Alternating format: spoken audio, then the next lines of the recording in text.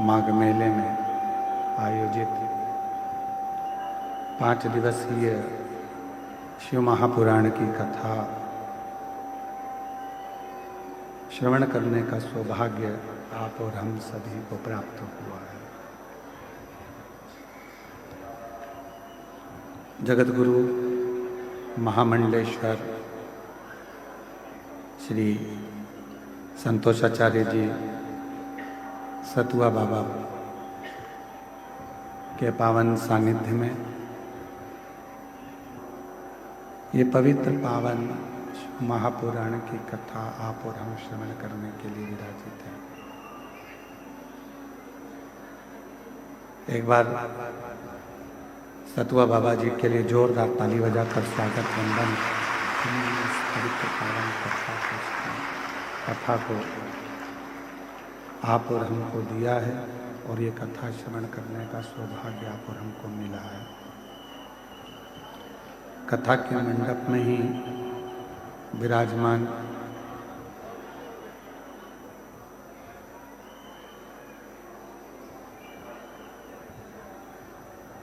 चित्रकूट से श्री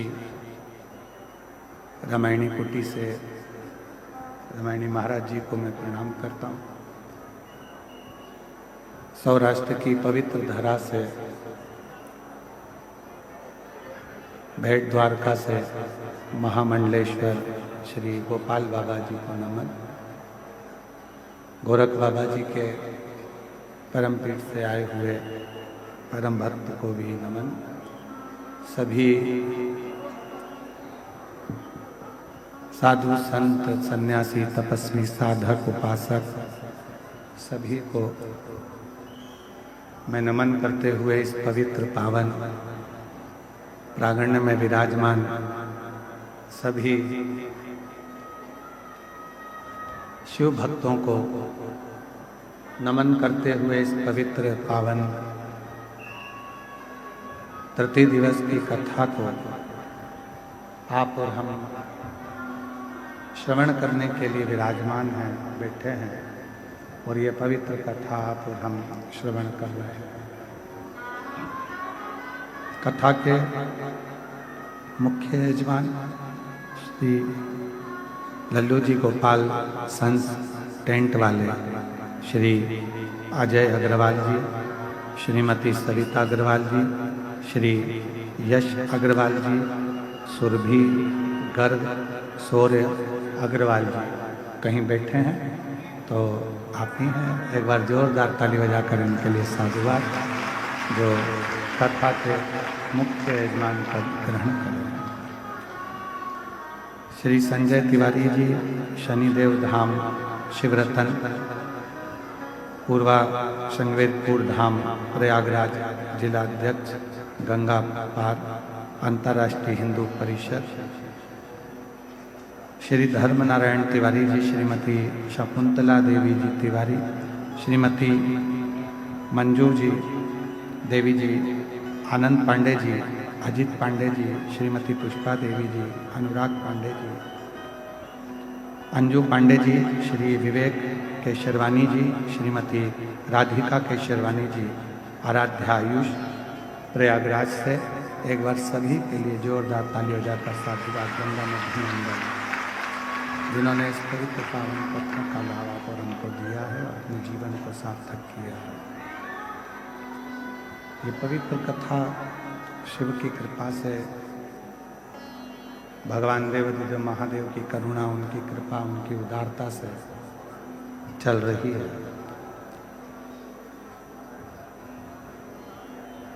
शिव और शक्ति अभी सतुआ बाबा जी ने बड़ी सुंदर एक बात कही कि किसी ने उनसे प्रश्न किया, साउंड अच्छा नहीं है तुम्हारा बिल्कुल।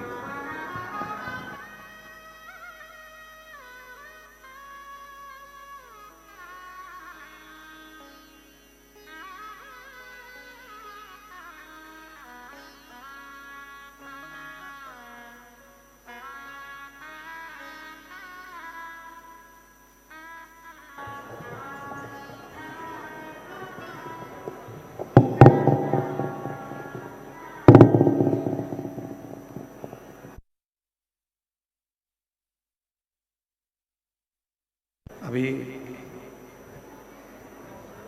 सतुआ बाबा जी ने एक बहुत अच्छी बात कही कि किसी ने एक प्रश्न किया कि कथा में कथा केवल महिलाओं के लिए होती है, महिलाओं के लिए हो रही है, कथा केवल महिलाओं के लिए होती है या महिलाओं की है। तो सतुआ बाबा जी ने एक बड़ी सुंदर बात कही कि कथा श्रवण करने की शुरुआत भी अगर देखी जाए तो माता पार्वती जी ने ही प्रारंभ करी थी, जो माँ जगत जननी जगदम्बा है।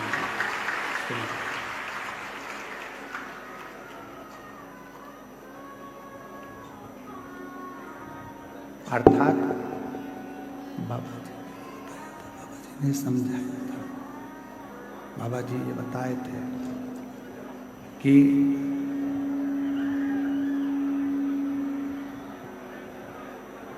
ऐसा कोई संसार का मानव नहीं है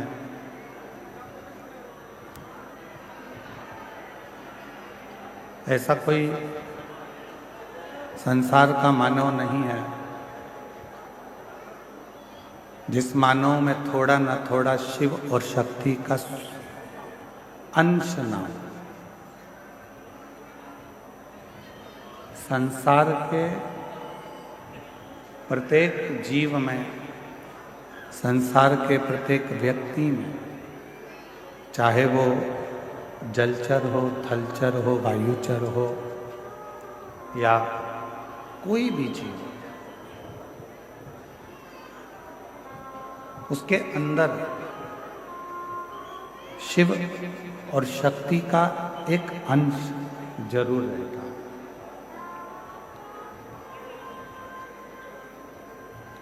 शिव और शक्ति उसके अंदर विराजमान रहती है, शिव और शक्ति का अंश उसके अंदर रहता है।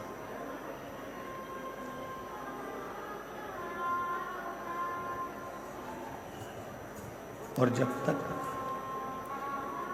शिव की करुणा नहीं होती है या शिव की कृपा नहीं होती है, शंकर करुणा नहीं करते हैं, शिव कृपा नहीं करते हैं,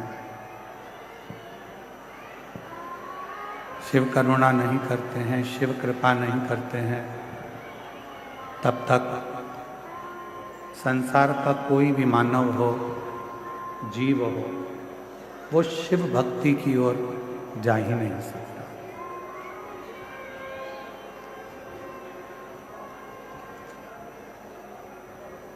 शिव भक्ति के लिए प्रेशर खोलो जिससे अंदर का साउंड का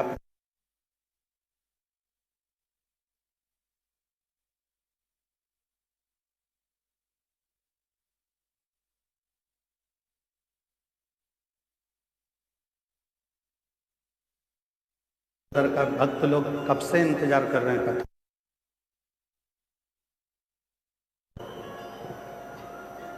शिव और शक्ति, ये दोनों प्रत्येक संसार के मानव के अंदर, जीव के अंदर, चाहे वो जलचर हो, थलचर हो, वायुचर हो, जीव जितने भी हैं उन सभी जीवों में शिव और शक्ति का निवास है। भगवान शंकर एक अंश रूप में, माध्य शक्ति एक अंश रूप में जीव के अंदर रहते हैं, जीव के अंदर रहते हैं।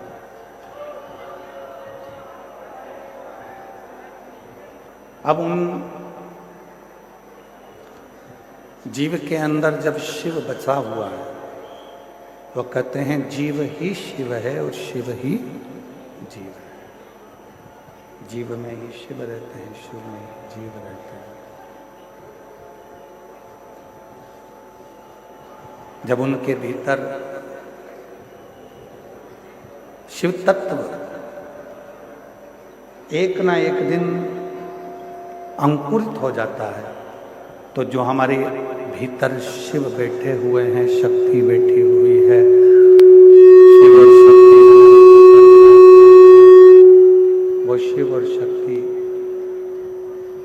एक हो जाते हैं और वो एक होकर इस जीव का कल्याण करना प्रारंभ कर देते हैं। जैसे एक चूल्हा होता है, लकड़ी की एक भट्टी होती है, एक चूल्हा है, उस चूल्हे के अंदर एक कोई छोटी सी चिंगारी रह गई होती है, कोई छोटी सी चिंगारी चूल्हे के अंदर है।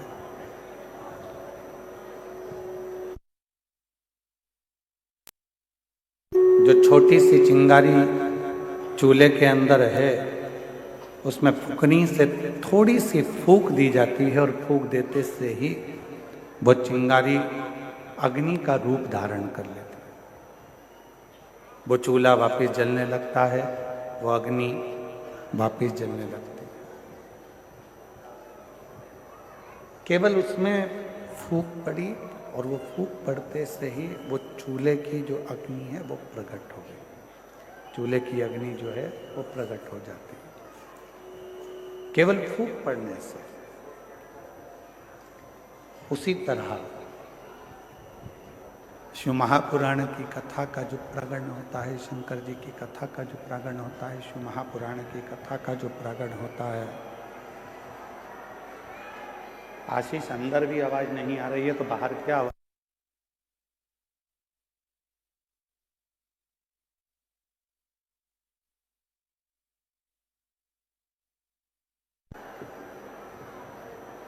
एक छोटी सी चिंगारी,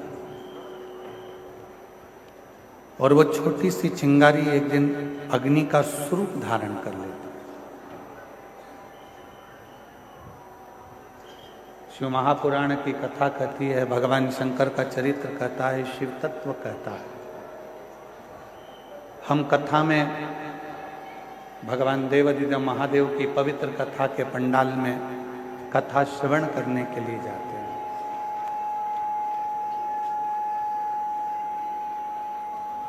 हम भगवान शिव की पवित्र कथा को श्रवण करने के लिए कथा के पंडाल में जाते हैं। जाने का कारण क्या है कि प्रत्येक जीव में शिव है। अब जब प्रत्येक जीव में जब वो शिव है और जो शिव प्रत्येक जीव में विराजमान है, तो वो जीव और शिव एक हो, तो उनके एक होने का कोई स्थल यदि बताया गया, उनके एक होने का यदि स्थान बताया गया, तो वो शिव महापुराण की कथा का पंडाल बताया, जहाँ पर जीव और शिव दोनों एक हो जाते हैं, दोनों एक।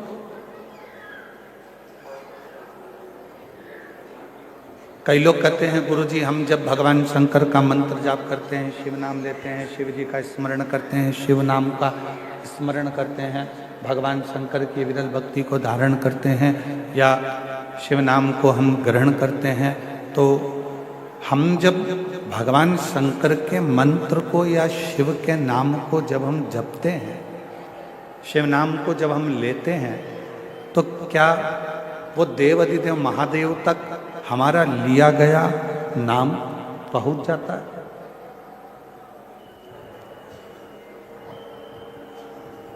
क्या देवाधिदेव महादेव तक हमारा लिया गया नाम पहुंच सकता है? तो पहले तो अपने भीतर से एक भ्रम निकालो,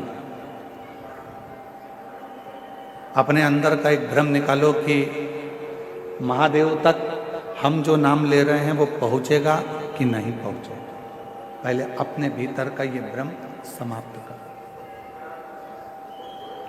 मतलब आपकी दृष्टि में ये है कि आपकी दृष्टि में लगता है कि ऐसा है कि शंकर भगवान हमसे बहुत दूर है, शिव जी हमसे बहुत दूर है। जब तो आपकी बुद्धि में यह बात आती है कि हम जो बात कहेंगे वो शिव जी सुनेंगे कि ना सुनेंगे, हम जो मंत्र बोलेंगे, जो मंत्र हम बोलेंगे वो मंत्र शिव जी तक पहुंचेगा कि नहीं पहुंचेगा, हम जो मंत्र का स्मरण करेंगे वो देवाधिदेव महादेव तक पहुंचेगा कि नहीं पहुंचेगा। आपके भीतर यदि ये विचार चलता है तो मतलब आप ये विचार कर रहे हैं कि शंकर जी हमसे बहुत दूर है। पर शिव महापुराण की कथा कहती है, भगवान देवाधिदेव महादेव का चरित्र कहता है, जिस समय पर आप भगवान देवाधिदेव महादेव का स्मरण करते हो, उनको याद करते हो, उनका स्मरण करते हो, उस समय पर आपको लगता है कि शिव बहुत दूर हैं, तो उन तक हमारी आवाज पहुंचेगी कि नहीं पहुंचेगी। पर शिव कथा कहती है आपके मुख से जैसे ही भगवान शंकर को याद किया जाता है, शिव का नाम लिया जाता है, शिव का स्मरण किया जाता है, उस समय पर भगवान देवाधिदेव महादेव आपके नजदीक में खड़े होकर उस उच्चारण को श्रवण करते हैं। भगवान शंकर उस उच्चारण को श्रवण कर रहे होते हैं, भगवान शिव उस उच्चारणों को श्रवण करते हैं।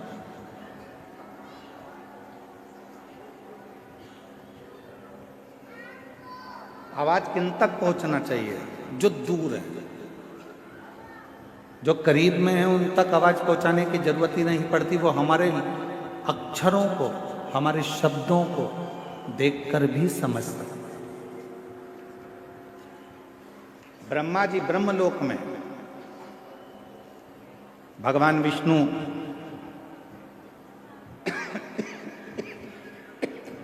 वैकुंठ लोक में, इंद्र लोक में, पर मेरा देवाधिदेव महादेव, मेरे भगवान शंकर, मेरे ओघड़दानी, मेरे शिव इसी मृत्यु लोक में। अब ब्रह्मा जी को यदि आपको कुछ कहना है तो भले तुमको तेज बोलना पड़ सकता, भगवान विष्णु जी को अगर कुछ कहना है तो हो सकता है कि आपको तेज बोलना पड़ सकता है। पर यदि आपको भगवान शंकर से कुछ कहना है तो आपको तेज बोलने की जरूरत ही नहीं पड़ती, वो आपके पास में कंकर शंकर के रूप में विराजमान होकर इस बात को श्रवण करते हैं। बिल्कुल नजदीक में पहुंचकर, नजदीक में बैठकर उस कथा को श्रवण करते हैं, उस बात को श्रवण करते हैं। आपके नजदीक में खड़े होते हैं, नजदीक में बैठते हैं और वो कथा को सुनते हैं।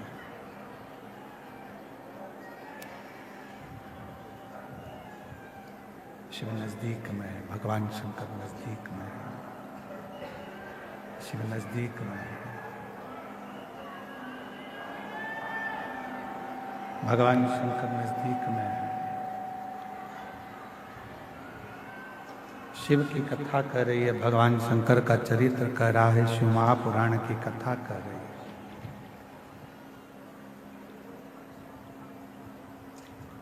ध्यान नहीं रहा, इससे तो अच्छा रामायणी कुटी वाले महाराज जी के यहाँ का साउंड था, कल उन्हीं को लेकर आ जाते।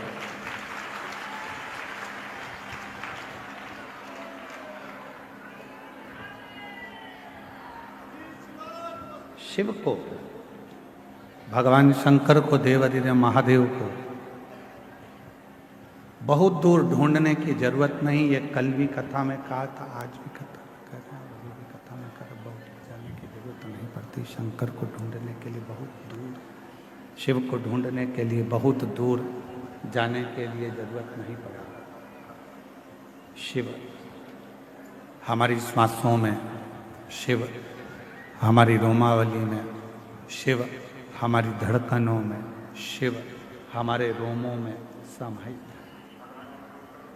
जब हमको कुछ भगवान देवाधिदेव महादेव से कहना है तो आप ये अपने मन से निकाल दीजिए कि हमको बहुत दूर हमारे शंकर भगवान हैं, तो हमको बहुत दूर बैठे हुए शिव से कुछ कहना पड़ेगा। कुछ कहना नहीं, शिव से कहना एकदम सरल है। भगवान शंकर से कहना एकदम सरल है। शिव तुम्हारे नजदीक में, शंकर भगवान तुम्हारे करीब में, बिल्कुल नजदीक। और जब हम भगवान शिव से अपने मन की कोई बात कहते हैं तो दुनिया के लोगों को लगता है कि शिव सुनेंगे ना सुनेंगे। शिव पुराण कहती है कि जैसे ही तुम बोलो नहीं तो भी तुम्हारे हृदय में अगर कोई भाव आता है जल चढ़ाते समय, तो शंकर भगवान तुम्हारे मन के भावों को भी पढ़ लेते हैं, सुन लेते हैं, स्वीकार कर लेते हैं।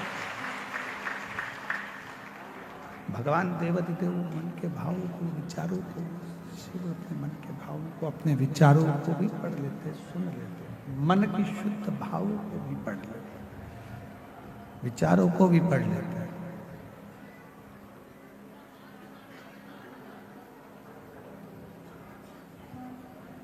कोई कोई माताएं कहती हैं, गुरुजी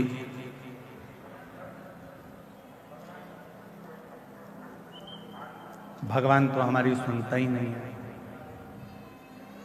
हम तो भगवान को रोज जल भी चढ़ाते हैं, आराधना भी करते हैं, साधना भी करते हैं, पूजन भी करते हैं, तो भी शिव हमारी बात नहीं सुनता। हमारा निवेदन है, शिव ने कितनी सुंदर संसार की रचना करी है, ये विचार करिए।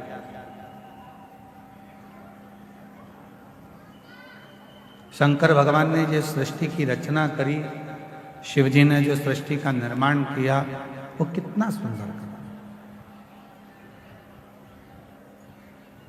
फूलों में परमात्मा कीड़े दे देता है।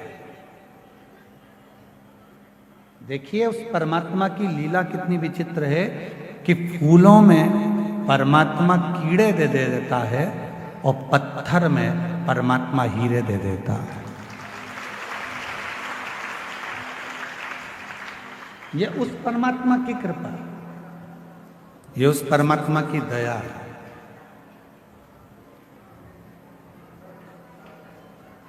जिसने ज्यादा संघर्ष किया है, बहुत मेहनत करी है, बहुत परिश्रम किया है, परिश्रम में लीन है, संघर्ष में लीन है, पत्थर जैसा मजबूत हो गया है, तो एक ना एक दिन मेरा भोलेनाथ उसकी जिंदगी में ऐसी तरक्की कराता है कि हीरा जैसा उसको बना देता है।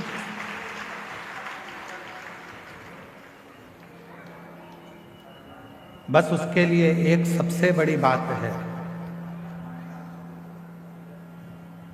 कि जब परमात्मा आपको हीरे जैसा बनाए तो आपके भीतर अभिमान ना आए, अहंकार ना आए।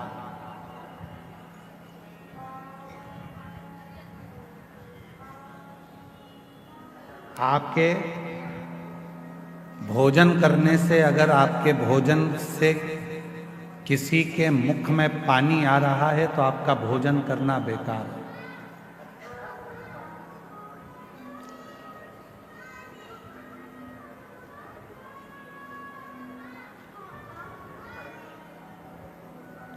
आपका भोजन करना बेकार है।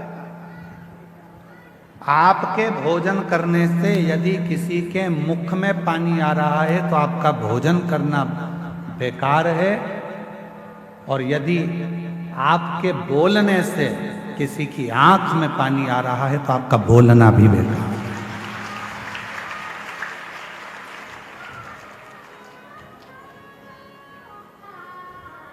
भोजन करते समय भोजन की थाली में जो पकवान है, उस पकवान को देखकर अगर किसी के मुख में पानी आ गया तो आपका जो भोजन आप ग्रहण कर रहे हो वो आपके शरीर को नहीं लगता, आपके शरीर को नहीं लगता। भोजन करते समय यदि किसी के मुख में अगर पानी आ गया तो आपका भोजन करना बेकार है, और बोलते समय यदि किसी की आंखों में पानी आ गया आपके बोलने से तो आपका बोलना भी बोलना फिर वो बोलना आपका बेकार है कि आपने क्या बोल दिया, क्या ऐसा प्रसंग कर दिया, क्या आपने कह दिया कि उसकी आंख में आंसू आ गए, उसके नैनों में जल भर गए, उसके नैनों में अश्रु आ गए, आपका वो बोलना ही बेकार है।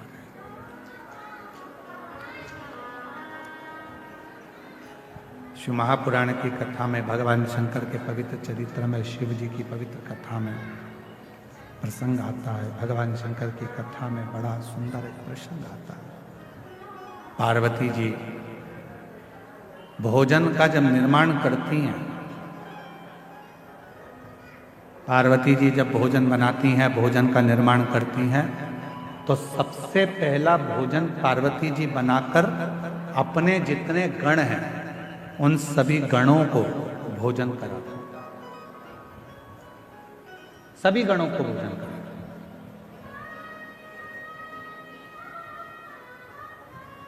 हमको पिछले वर्ष का इस प्रयागराज की भूमि पर एक स्मरण आता है, और प्रयागराज की भूमि का भी और काशी में जो कथा हुई सतुआ बाबा गौशाला में, उसका भी हमको स्मरण आता है।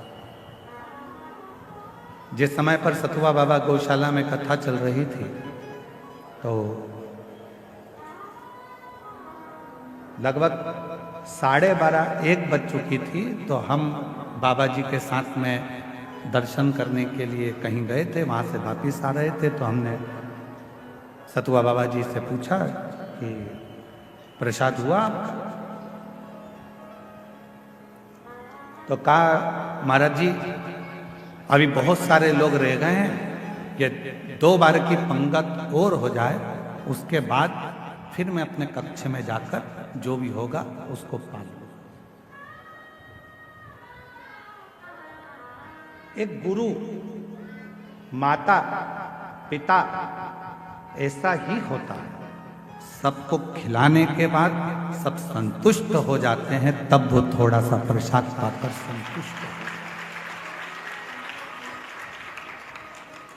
मैं सतुआ बाबा जी आपको धन्यवाद देता हूं इसके लिए कि आपकी अविरल भक्ति। अभी हम अंदर थे और आप माइक पे, जब लगभग 12:30 बजे आप माइक पे कह रहे थे जो दरवाजे पर बैठा है वहीं बैठ जाए, जो रोड पे बैठा है वो वहीं बैठ जाए, अंदर आने का प्रयास ना करे, कोई वीआईपी नहीं है, ये आप माइक पे बोल रहे थे और पूरा माघ मेला सुन रहा था, पूरा माघ। उस परमात्मा के आगे कौन वीआईपी? आपको जहां जगह मिले वहां बैठो, कथा का रस तत्व ग्रहण करो। और सत्यता में बोले बाबा जी तो केवल एक कथा ये माघ मेले की या फिर आपकी काशी की ऐसी होती है जहां पर वीआईपी कल्चर कुछ नहीं होता, वहां केवल लोग प्रेम से कथा का रस तत्व ग्रहण करो, भाव से कथा आओ। और बाबा जी ने एक बात और कही थी, माइक पे आप लोग सुन रहे होगे, जल्दी बैठना था तो जल्दी क्यों नहीं आए? अगर आप वीआईपी बनना चाहते हो तो सवेरे जैसे ये 10 बजे से 9 बजे से 8 बजे से आके बैठे हैं, वैसे तुम भी आके बैठ जाओ, जगह मिल जाएगी। भक्ति, विश्वास, श्रद्धा, दृढ़ता, ये हमें शिव के करीब में लेकर जाती है, भगवान शंकर के नजदीक में लेकर जाती है, शिव तत्व की ओर लेकर जाती है, शंकर के करीब में लेकर जाती है। पार्वती मैया जब भोजन बनाती हैं तो सबसे पहले भोजन गणों को खिलाती हैं। क्यों? जब मेरे भोले बाबा भोजन करें तो गणों के मुख में भोजन को देखकर जल जाए,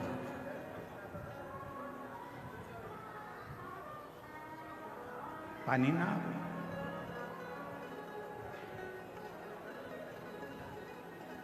और गण जब भोजन ग्रहण करने के लिए बैठते थे, भोजन ग्रहण कर लेते थे, और भोजन ग्रहण करने के बाद में बाबा का जो प्रसाद बचता था उसको कणका मात्र सारे ग्रहण करते थे। जितने गण थे वो लेते थे, माँ देवी भी लेती थी, गणेश जी भी लेते थे, कार्तिकेय भी लेते थे, और 33 कोटि देवता भगवान शंकर के प्रसाद को लेने के लिए तत्पर खड़े रहते थे। इसीलिए शिव महापुराण की विद्येश्वर संहिता में लिखा है कि केवल देवों में देव एक महादेव ऐसे हैं कि जिनका प्रसाद तुम्हारे हाथ में अगर आ जाए तो उसको खाने में एक क्षण की भी देरी मत करना, उसी क्षण उस प्रसाद को खा ले। ये शिव महापुराण के पुराण की विद्येश्वर संहिता में लिखा हुआ। भगवान भोलेनाथ, ये विद्येश्वर संहिता में, शिव महापुराण की विद्येश्वर संहिता में लिखा हुआ। सारे देवताओं का प्रसाद रात को रखा जा सकता है। सत्यनारायण भगवान की कथा हुई, उसका प्रसाद 2-3 दिन रख लोगे चल जाएगा। देवी जी का कोई अनुष्ठान हुआ, उसका प्रसाद 2-4 दिन रखोगे चल जाएगा। नारायण भगवान का अनुष्ठान हुआ, उसका प्रसाद 2-4 दिन रखोगे चल जाएगा। राम जी का कोई उत्सव मनाया, प्रसाद 2-4 दिन रखोगे चल जाएगा। भगवान कृष्ण का प्रसाद 2-4-8 दिन तक रखोगे चल जाएगा। पर शंकर भगवान का प्रसाद चाहे पशुपति व्रत का हो, 16 सोमवार व्रत का हो, संकट सोमवार व्रत का हो, चाहे प्रदोष व्रत का हो, सोमवारी व्रत का हो, चाहे अष्टमी सोमवारी व्रत का हो, शिव जी का प्रसाद पूरी रात नहीं रखा था। रात के पहले, मध्य रात्रि आने से पहले उस प्रसाद को पूरा समाप्त करना पड़ता। पूरे प्रसाद को समाप्त करना पड़ता, पूरे प्रसाद। और आप में से कई माताएं ऐसी होंगी जिन्होंने 16 सोमवार का व्रत करा होगा। आप में से कई माताएं ऐसी होंगी जिन्होंने 16 सोमवार का व्रत करा होगा। कितनी माताएं, जरा हाथ उठाओ, 16 सोमवार करी हुई? रखो रखो। आप लोगों को तो मालूम होगा ना कि 16 सोमवार का जब उद्यापन करती हो, जो प्रसाद बनता है उसको रात भर नहीं रखते। उसी जितनी मेरी माताएं आती है 16 सोमवार के उद्यापन में, उनको खिलाकर, रिश्तेदारों को खिलाकर, परिवार को खिलाकर, कुटुंब को खिलाकर, नातों को खिलाकर, रिश्ते को खिलाकर, वो सारा व्रत का जो उद्यापन का प्रसाद होता है, उद्यापन का जो प्रसाद होता है वो पूरा की पूरा उसको समाप्त कर दिया जाता है, उसको विराम दे दिया जाता है।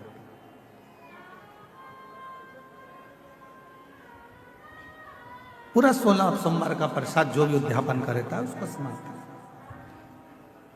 शिव जी की भोजन की थाली में शंकर भगवान के भोजन करने के बाद जो प्रसाद बचता है उसका कण कण मात्र सारे गण, देवता, देवी, 64 योगिनी सब लेने के लिए आते हैं।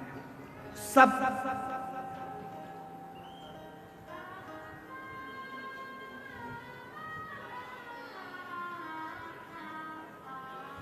एक होता है विषाद और दूसरा होता है प्रसाद।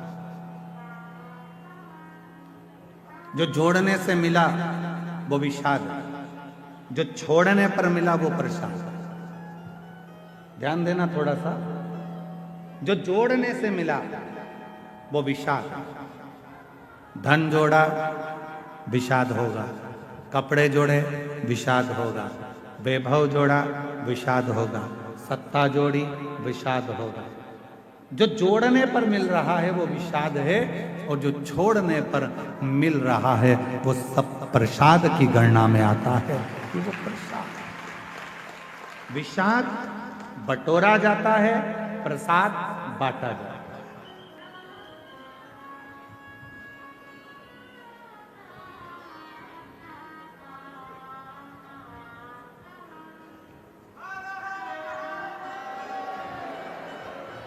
प्रसाद बांटा जाता है। विषाद में केवल जोड़ा जाएगा, आन दो और प्रसाद जान दो, बांटो बांटो, वो बांटा बांट। कई माताएं कहती हैं, गुरुजी बेलपत्र कब खाना चाहिए और कब नहीं खाना चाहिए। शिव महापुराण की कथा कहती है, जब शरीर में रोग हो, शरीर में कष्ट हो, तब शंकर जी की चढ़ी हुई बेलपत्र अगर पूरी 3 पत्तियां,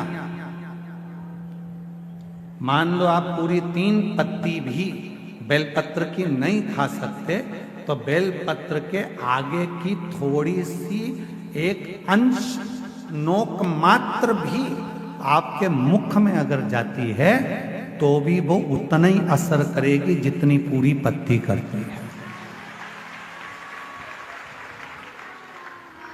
एक अंश मात्र। अब कोई तुमसे पूछे क्यों महाराज जी ये कथा कहाँ मिलेगी, तो स्कंद पुराण में, शिव महापुराण में, देवी भागवत में इस कथा का वर्णन है कि भगवान देवादिदेव महादेव काकड़िया की रोटी बनाई, काकड़िया की साग, और परसे माता पार्वती जी पावे भोलानाथ, माना शिव रटोरे छोड़ दो कपट मन शिव रटोरे, शिव रटोरे मन शिव रटोरे छोड़ दो कपट मन शिव रटोरे। काकड़िया की रोटी बनाई, काकड़िया की साग, काकड़िया की रोटी बनाई, काकड़िया की साग, और परसे माता पार्वती जी, परसे माता पार्वती जी पावा भोलानाथ, मन शिव रटोरे छोड़ दो कपट मन शिव रटोरे, मन शिव रटोरे, मन शिव रटोरे छोड़ दो कपट मन शिव। हमारे यहाँ शास्त्रों में ऐसा मिलता है कि पार्वती जी भोजन बनाती हैं, शिव जी को खिलाती हैं। भोजन करने के बाद बाबा भोलेनाथ जब भोजन कर लेते हैं, जो पात्र में भोजन बचता है उस पात्र के एक अंश को पार्वती जी निकाल लेती हैं, एक अंश को गणेश जी निकाल लेते हैं, एक अंश को कार्तिकेय निकाल लेते हैं, और बाकी का जितना अंश है उसका कुछ भाग गण ले जाते हैं और उसका कुछ भाग देवता अपने साथ लेकर जाते हैं। तो कहा 33 कोटि देवताओं को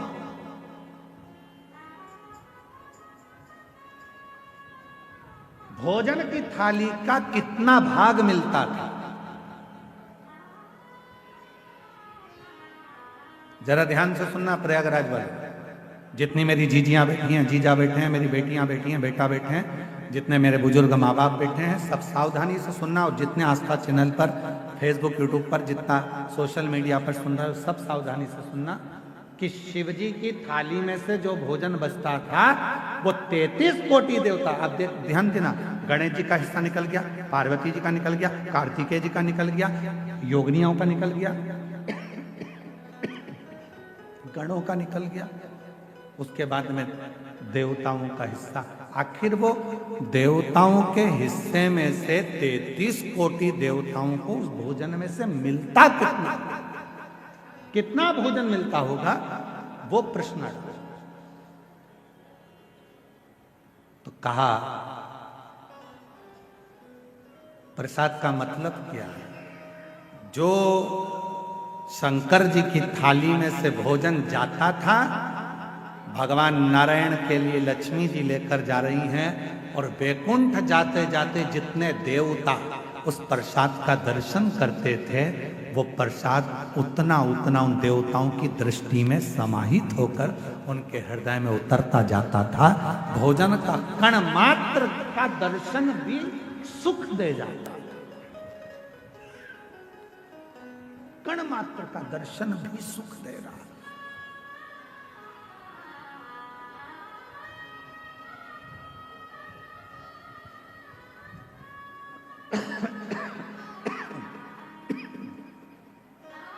एक कण मात्र का दर्शन। हमने देखा है जिनके नाम लिए जाते हैं, पत्र पढ़ा जाता है, जब वो बेलपत्री लेने के लिए आते हैं और बेलपत्री लेकर जाते हैं तो कई माताएं कहती है उस बेलपत्र का दर्शन करा दो। बेलपत्र लेकर जाने वाला पूछता है कि बेलपत्र का दर्शन कर कर क्या करोगे। हमने शिव पुराण में पढ़ा है, उमा संहिता में वर्णन है, कौमार खंड में भी वर्णन है कि शिव जी के प्रसाद का मात्र दर्शन कर लेने से भीतर के सारे विषाद समाप्त हो जाते हैं।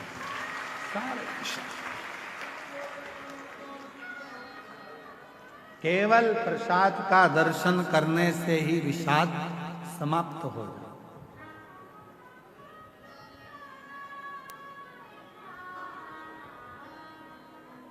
आप लोग रोज रोज अगर बेलपत्री खाओगे, भाई स्वास्थ्य खराब है तब थोड़ा सा अंश ले लो, रोज रोज खाओगे तो मुख में छार छार सा हो, कई कई बार स्वाद नहीं आता फिर भोजन, कई बार जिह्वा छारी छारी सी हो जाती, रोज क्यों खाना?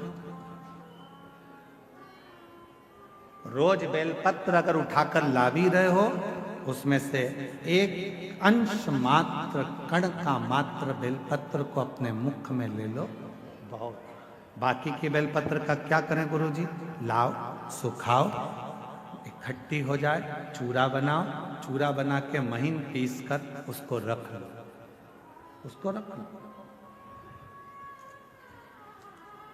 कभी कोई बहुत ज्यादा कोई तकलीफ में व्यक्ति मिले, उसको चुटकी मात्र की वो बेलपत्र का चूरा, जो शिव पर चढ़ी हुई बेलपत्र है, उसका दे। महाराज जी, बाबा जी, अभी एक गौ माता को बीच में एक रोग हो गया, गाय के पूरे शरीर पर महाराज जी ऐसे गांठ गांठ जैसे फुंसियां पड़ने लगी, वो स्मरण में हमें आ नहीं रहा है? हाँ, लम्पी बीमारी हो पूरे में। सूचना मिली ऐसा ऐसा हो गया, क्या करें? हमने कहा अपने धाम पर जितनी भी बेलपत्र आती है उसको सुखाया जाए, सुखा कर पीसा जाए, पीस कर रोटी में मिलाया जाए और रोटी बनाकर गाय को खिलाया जाए। थोड़ी थोड़ी बेलपत्र की मात्रा, एक एक डेढ़ डेढ़ बेलपत्र की मात्रा की रोटी बनाई गई। डाला कितना? केवल एक बेलपत्र का आधा अंश उस रोटी में डाल डालकर जब गाय को दिया, तो वो लंपी की जो बीमारी थी वो धीरे धीरे धीरे धीरे समाप्त हो गई।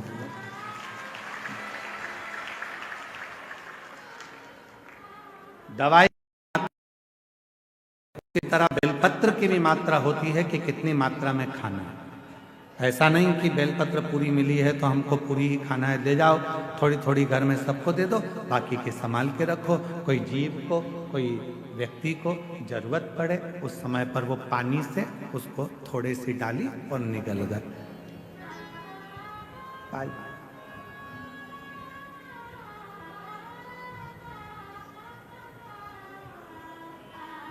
कुछ मात्रा, और बीमारी हो तब जरूर उसकी बेलपत्र का थोड़ा सा भाग शिव पे चढ़ा हुआ अवश्य। पर यदि आप स्वस्थ हैं, शिव की कृपा है, तो भले ना पाए, एक लोटा जल चढ़ाएं, जल का थोड़ा सा भाग अपने मुख में आचमन जरूर करें, उससे फल।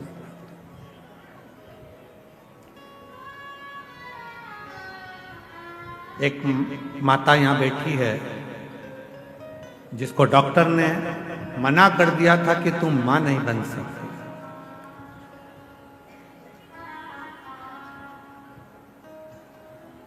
4 साल तक उसने डॉक्टर का इलाज करवाया, 5 साल तक इलाज करवाया, 5 साल के इलाज करवाने के बाद में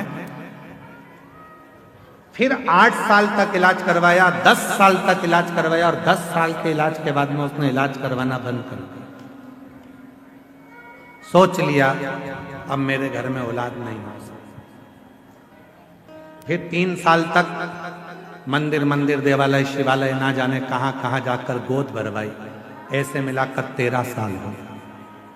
13 साल के बाद उसने फिर मंदिर, देवालय, शिवालय, गोद भरवाना भी बंद कर दिया, घर में रहने लगी। ऐसे करते करते 20 साल हो। 20 साल होने के बाद में 21 साल हो गए, 21 साल के बाद 22 साल हो गए, और 22 साल के बाद उसने, किसी ने एक क्लिप भेज दी मोबाइल पर कि सफेद आंकड़े की जड़ तुमरुका जी का नाम लेकर शिव जी के ऊपर 21 बार घुमाकर नंदी के पास खड़े होकर कमर में बांध ली जाए तो बाबा की कृपा से औलाद जरूर होती है। और उस महिला ने 22 साल के बाद वो क्रम करा और बाबा की कृपा से 22 साल के बाद औलाद का जन्म, वो बेटी।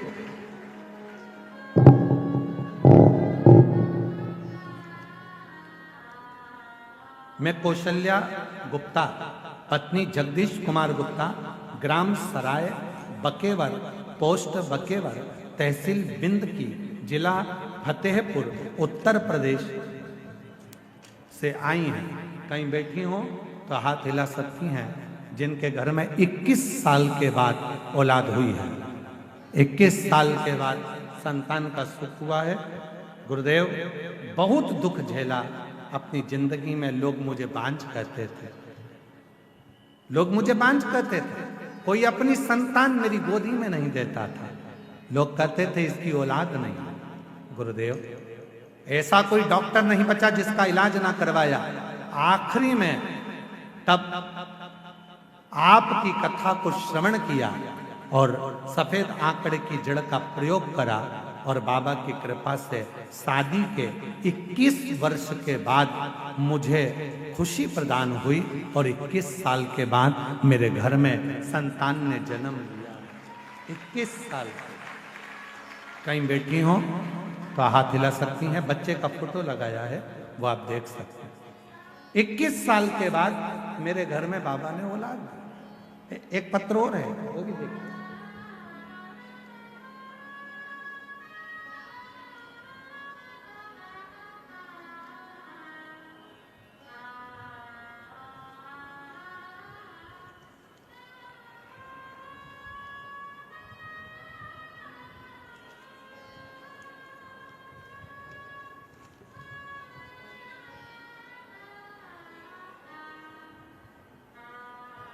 गुरुजी, मेरा नाम रश्मि मिश्रा, मेरे पति का नाम सौरभ मिश्रा है। कहीं बैठे हो रश्मि मिश्रा, सौरभ मिश्रा। ग्राम सातो सुल्तानपुर, जिला फतेहपुर, उत्तर प्रदेश की रहने वाली हैं। आप ही हैं? लेकर आ जाओ बच्चे को, आ जाइए। गुरुजी, शादी के कई साल निकल गए थे, औलाद का सुख नहीं था। सब जगह इलाज करवा करवा के थक गए। तब आखिरी में किसी बहन जी के कहने पर पशुपतिनाथ का व्रत किया और महादेव को जल चढ़ाना प्रारंभ करा और बाबा की ऐसी कृपा हुई गुरुदेव कि हमारे यहाँ कई सालों के बाद बाबा ने औलाद का सुख दिया और बाबा की कृपा से 29 अगस्त 2023 को पुत्र रत्न की प्राप्ति हुई। शिव की कृपा से, बाबा की कृपा से। एक पत्र और है।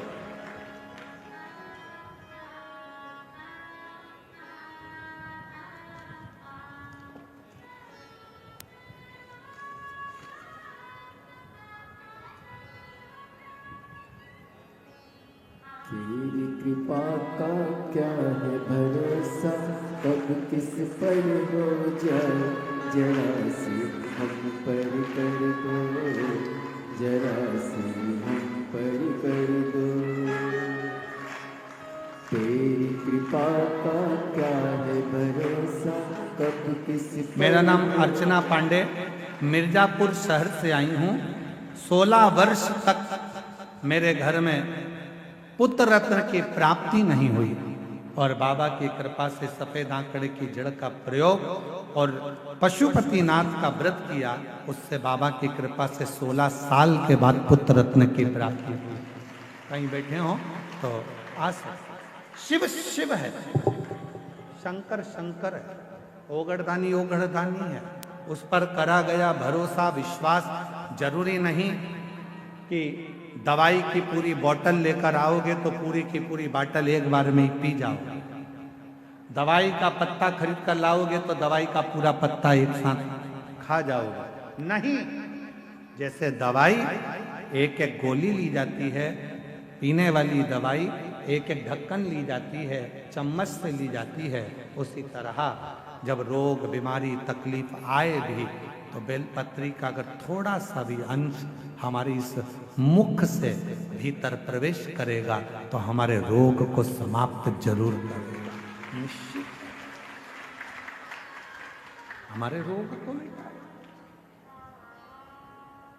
हमारे रोग को समाप्त जरूर करेगा। एक विश्वास, एक भरोसा।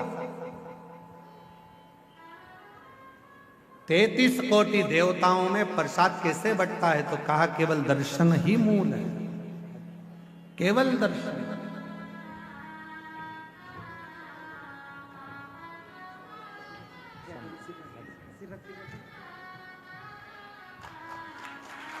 शंभु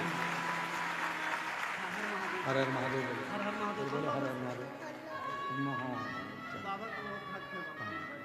लो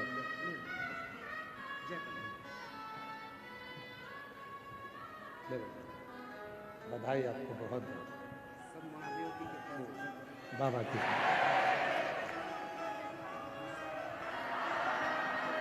बधाई। जो जैसी भावना लाया वो वैसा ही फल पाया, नहीं खाली उसे लौटाया वो मन ही मन हर्षाया, और कर दिया माला काशी वाले ने लुटा दिया भंडार काशी वाले। जिस भावना से आता शिव के मात्र प्रसाद का भी दर्शन हमारे विषादों को समाप्त कर दे।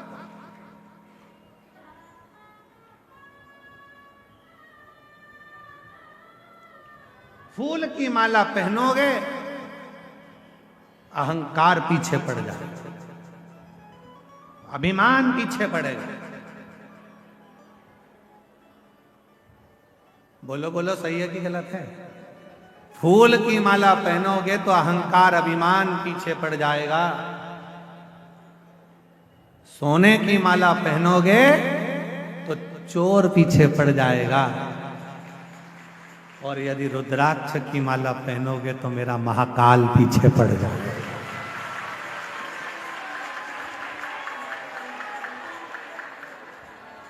अब मर्जी तुम्हारी, फूल की पहनकर अभिमान को पीछे चलाना है, सोने की माला पहनकर चोर को पीछे चलाना है, कि रुद्राक्ष को धारण कर कर मेरे काल अधिपति महाकाल को साथ लेकर चलना।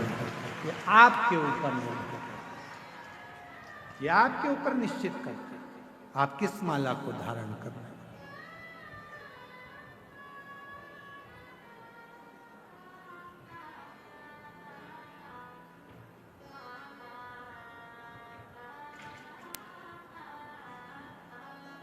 फूलों की माला से कभी कभी जीवन में एक ऐसा समय आ जाता है कि लगने लगता है कि इतनी माला पहने, इतनी।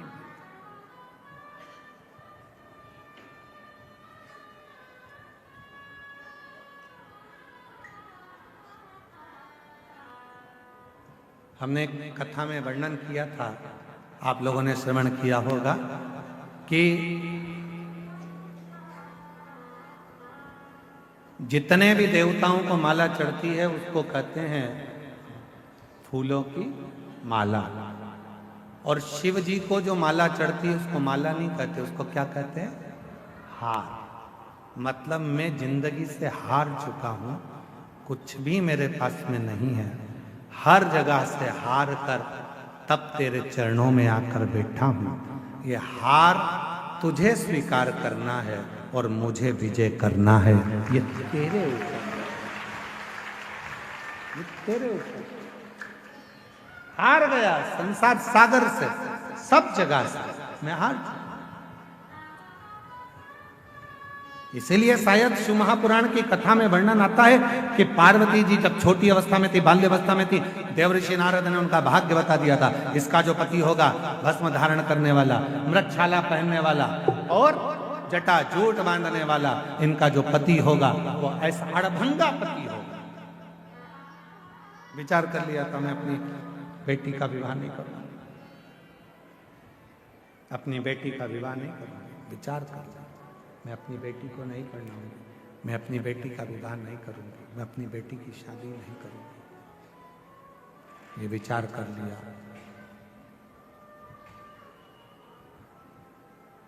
पार्वती जी ने सुन लिया था देवऋषि नारद के मुख से, कि पार्वती जी ने ये श्रवण कर लिया था देवऋषि नारद के मुख से कि शिव को पाना है तो शिव जैसे हो जाना। शिव को पाने के लिए शिव जैसा होना पड़ेगा, शंकर जैसा होना पड़ेगा। कैसे होना है शंकर जैसे? तो कहा सिर पे गंगा है, तो क्या शंकर जी को पाने के लिए हम भी एक मोटर लगा लें सिर पे? नहीं। गंगा मतलब शीतल, मतलब अपने भेजे को ठंडा रखिए। बहुत कठिन काम है, बहुत कठिन।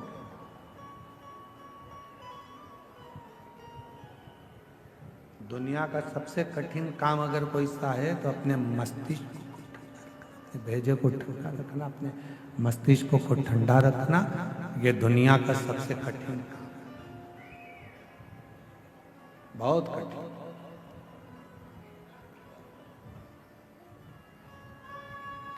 और जैसे तुम हो वैसे हम हैं। जरा भी माइक गड़बड़ होता है ना तो हमारा भी भेजा ठनक जाता है।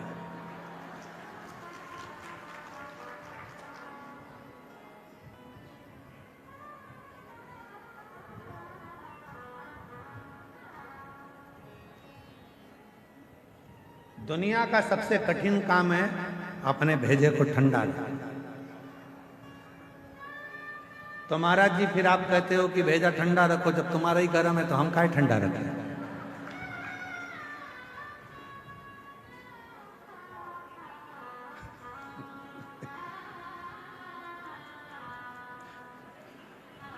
बाबा जी कह रहे परसा तैयार हो।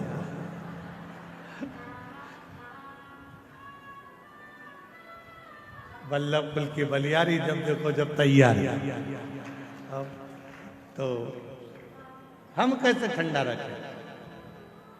शिव कथा कहती है शीतलता,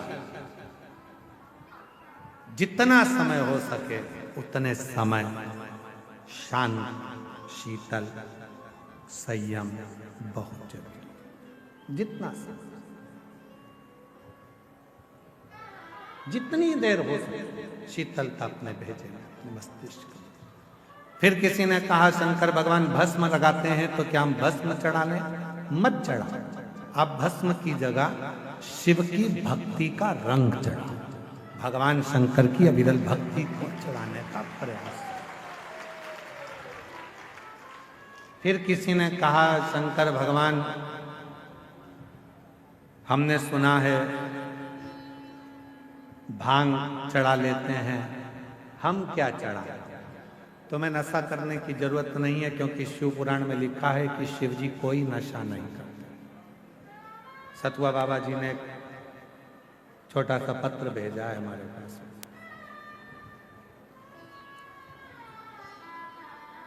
और नीचे लिखा आपका सतुआ बाबा।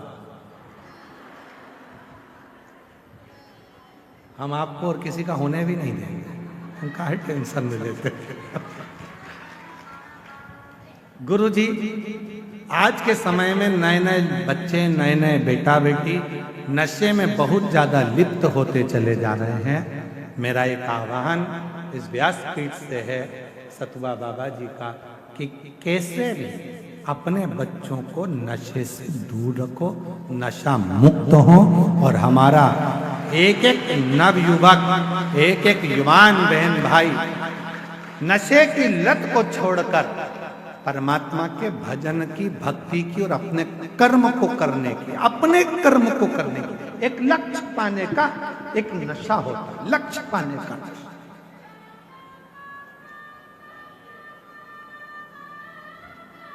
सीए बनना है, भेजे में रख लो उसको कि मुझे सीए बनना है, मतलब मेरे अंदर एक नशा चढ़ गया सीए बनने का, बनकर रहूंगा।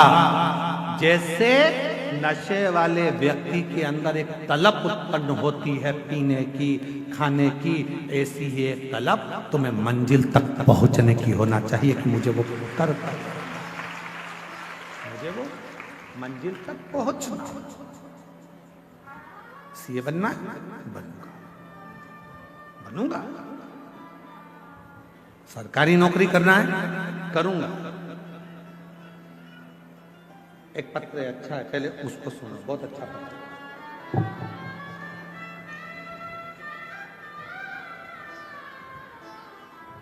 कानपुर से सोनिया साहनी, कहीं बैठी हो, कानपुर से है सोनिया साहनी, अगर कहीं बैठी हो तो हाथ आप ही हैं, आ जाइए। आ जाओ, एक बेलपत्र ले जाना। कानपुर से सोनिया साहनी, मेरा मोबाइल नंबर ये है। एक लोटे जल सारी समस्या के हल, महत्व यह कि भोले बाबा की से हमने 2022 में आपकी कथा सुन रहे। कानपुर निवासी मेरे बेटे ने सीए की परीक्षा देते देते हार चुका था। बेटे ने इतनी बार सीए की परीक्षा दी, आखिरी में वह हार चुका था। बच्चे को बाबा पर विश्वास हो गया और मैंने भी पशुपति नाथ का 5 बार व्रत रखा। अपने बेटे से कहा कि तू भी व्रत कर, मैं भी कर। और सियोर वाला बाबा कहता है कि अपनी पढ़ाई को 4 गुना बढ़ा। इतनी मेहनत कर रात दिन कि अब की बार तुझे सीए बनना ही है। और बाबा की ऐसी कृपा हो गई गुरुदेव कि मेरे बेटे ने सीए के लिए जो एग्जाम दिया आपके कहने पर, आज मेरा बेटा सीए बन गया। मैं बाबा को धन्यवाद देता हूँ। बाबा, एक बात और कहना चाहती हूँ, मेरे बड़े बेटे ने जितनी मेहनत करी और आखिरी में सीए बन गया, तो मेरा छोटा बेटा उसको देखकर बोला, भैया जब तू पढ़ाई कर कर शिव जी पे 1 लोटा जल चढ़ाकर पशुपति व्रत कर कर तू सीए बन सकता है, तो मैं भी कुछ ना कुछ कर सकता हूँ। और मेरे बेटे ने एमबीए की परीक्षा देना प्रारंभ करी और बाबा की कृपा से आज वो भी क्लियर होकर अच्छी उस पे लग गए। मैं बाबा को यहाँ धन्यवाद देने के लिए आई हूँ कि शिव जी की कृपा से ये सब कुछ मिला है। सतुआ बाबा जी को धन्यवाद देती हूँ, उनके माध्यम से आपकी कम से कम उत्तर प्रदेश में कथा तो हो जाती है। हम लोग तरसते हैं कथा। तो ये शिव तत्व। एक पत्र और है, बड़ा सुंदर है।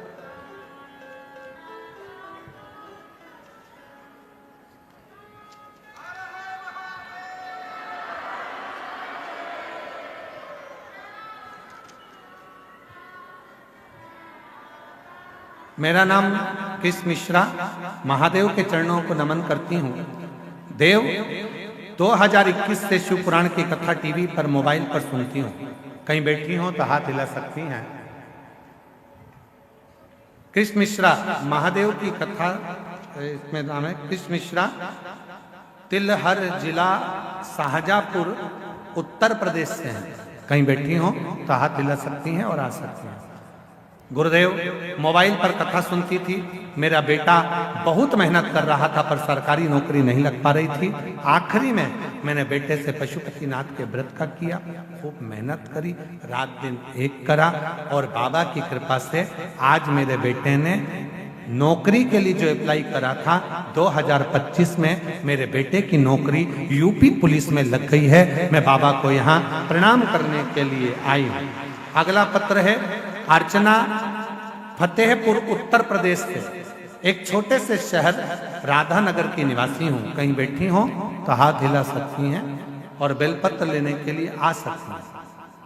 गुरुजी, 2021 से आपकी कथा सुन रही हूँ। सबसे पहली कथा मैंने बनारस में उत्तर प्रदेश में सुनी थी, गढ़वधारा में, और दोनों बेटियां तथा पति के साथ गई थी। मेरी बड़ी बेटी का नाम गोल्डी है। पंडित जी, मेरे दोनों बेटियां कंपटीशन एग्जाम की तैयारी कर रही थी पर वो निकलती नहीं थी।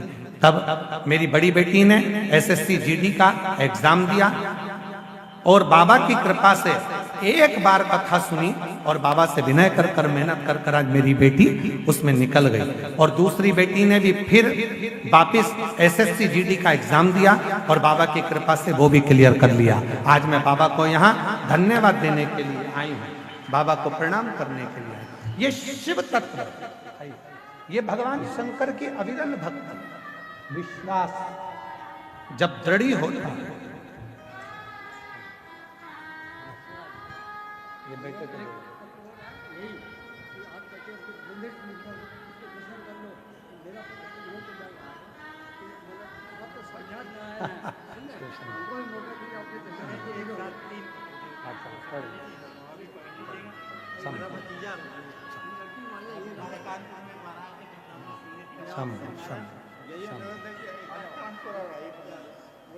तेरी कृपा का क्या है भरोसा, अब किस पर हो जाए, जरा सी हम पर कर दो, जरा सी हम पर कर दो। जिस पर भी हो गई तेरी कृपा करुणा वो भव पार हुआ, भव पार हुआ। पापी हो जाए जितना उसका भी बाबा उद्धार हुआ, उद्धार हुआ। गिद्ध अजामिल गणिका जैसे तेरे मन को भाए, जरा से हम पर कर दो, जरा से हम पर कर दो। तेरी कृपा का क्या है भरोसा, कब कब किस किस पर हो जाए, जरा से हम पर कर दो, जरा से हम पर कर दो। शिव को पाना, भगवान शंकर को पाना, शिव को अपना बनाना, शिव जैसे हो जाओ, भेजा ठंडा हो, भस्म भले ना चढ़े पर शिव भक्ति का रंग चढ़े, शिव जी की भक्ति का रंग चढ़े।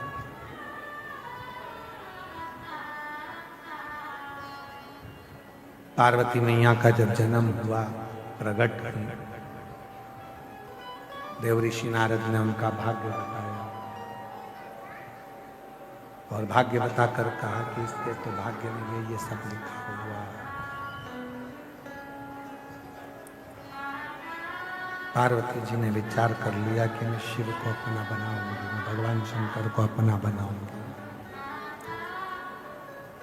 शिव को अपना बनाऊंगी। और पार्वती शिव को अपना बनाने के लिए पूर्ण तरह से भगवान शंकर की विरल भक्ति में डूबी।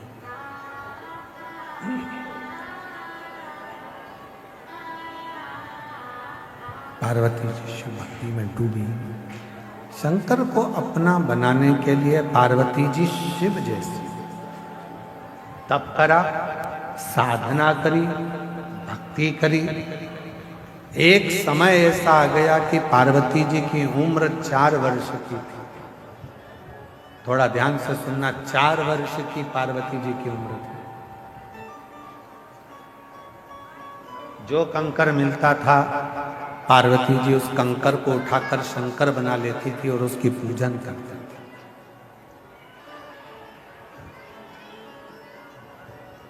केवल सियोर वाला महाराज नहीं कहता कि कंकर शंकर है, शिव महापुराण भी कहती है कि पार्वती जी 4 वर्ष की अवस्था में कंकर को उठाकर शंकर मानकर पूजन करती थी और शंकर उस पूजन को स्वीकार करते थे। शिव जी उस पूजन को स्वीकार करते थे।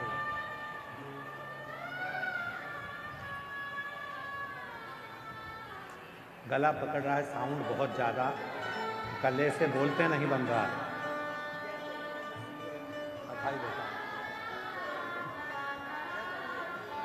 एक बार जोरदार ताली बजाओ। बाबा की कृपा से बेटी सीधे बनी है।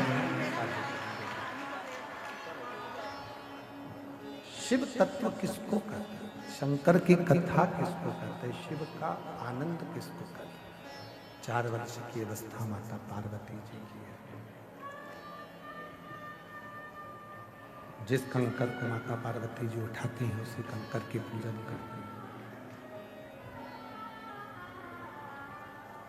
कंकर को शंकर बनाकर माता पार्वती जी पूज रही हैं।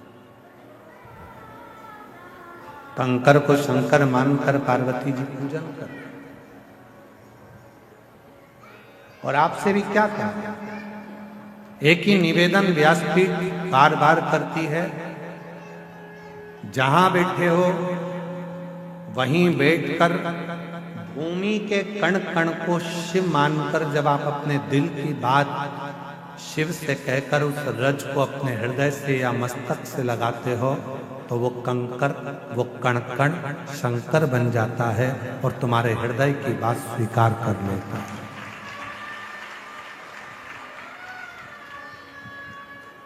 पार्वती जी कंकर को शंकर बना रही हैं। कंकर को शंकर। 4 वर्ष की अवस्था है, माता पार्वती जी जब भ्रमण करती हैं, खेलती हैं, यहाँ वहाँ जाती हैं, जो कंकर मिलता है पार्वती जी उस कंकर को शंकर बनाकर उसका पूजन करती हैं। 4 वर्ष की अवस्था कंकर को शंकर मानकर पूजा। एक बार हिमालय राजा मां पार्वती जी को लेकर मैनावती के साथ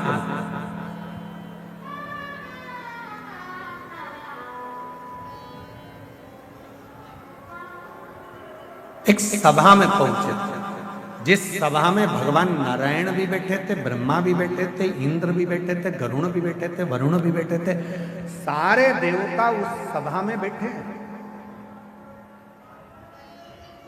और सारे देवता उस सभा में बैठे हैं जिस सभा में, परंतु शिव जी उस सभा में नहीं थे, शंकर भगवान नहीं थे। 4 वर्ष की पार्वती जी को लेकर भगवान हिमालय राज मैनावती के साथ उस सभा में पहुंचे, जिसमें नदियां, तालाब, बावड़ी, कुएं सब उस सभा में बैठे हुए, सब उस सभा में बैठे।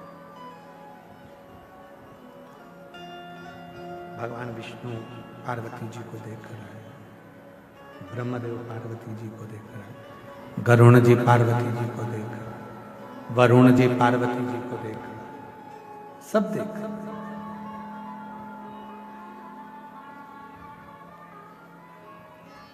सबका ध्यान मां पार्वती जी की ओर है। जितने भी नदी, तालाब, बावड़ी, कुंड, सरोवर, पर्वत, देवता, देवी, योगिनी सब पार्वती को देख रहे हैं। पर पार्वती जी के हाथ में, जब पार्वती जी हिमालय राज के घर से चली थी, उनके हाथ में एक कंकर हाथ में था। पार्वती जी का ध्यान केवल उस कंकर रूपी शंकर पर था।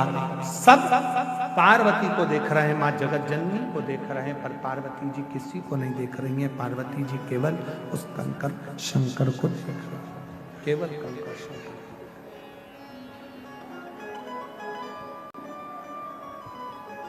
शिव महापुराण की कथा कहती है, भगवान शंकर का चरित्र कथा है, शिव तत्व कथा है, शंकर की पवित्र कथा कहती है कि दुनिया के लोग भले आपको देखें, दुनिया के लोग भले मंदिर में आप जाते हो, जल चढ़ाते हो, मंदिर में जाकर पूजन करते हो, कई बेटा बेटी कहते हैं, लोग हमको देखते हैं, दुकान वाले हमको देखते हैं, व्यापारी हमको देखते हैं, मंदिर वाले देखते हैं, पुजारी लोग देखते हैं, ये लोग देखते हैं, वो लोग देखते हैं, कोई जल चढ़ाने आया वो देख रहा है, कोई पूजन करने आया वो देख रहा है। कोई भी तुमको देखे, शिव पुराण कथा कहती है, पर तुम्हें देखना है तो केवल देवाधिदेव महादेव को देखना है और शंकर में अपनी प्रीत को जोड़ना। तुम्हें नहीं ध्यान देना कि कौन क्या, तुम्हें देना ही दूसरी जगह तुम्हारा ध्यान जाना है, कंकर शंकर में तुम्हारा ध्यान रखना। तुम तो कंकर शंकर में अपना ध्यान लगाओ। तुम जिस शिव की पूजन करने के लिए, जिन देवाधिदेव महादेव की आराधना करने के लिए गई हो, तुम उस पर अपना ध्यान केंद्रित करो, उस पर। और श्री शिवाय नमस्तुभ्यं, श्री शिवाय नमस्तुभ्यं, श्री शिवाय नमस्तुभ्यं, श्री शिवाय नमस्तुभ्यं, श्री शिवाय नमस्तुभ्यं, श्री शिवाय नमस्तुभ्यं। तुम्हारा ध्यान केवल शिव में होना चाहिए, केवल शिव।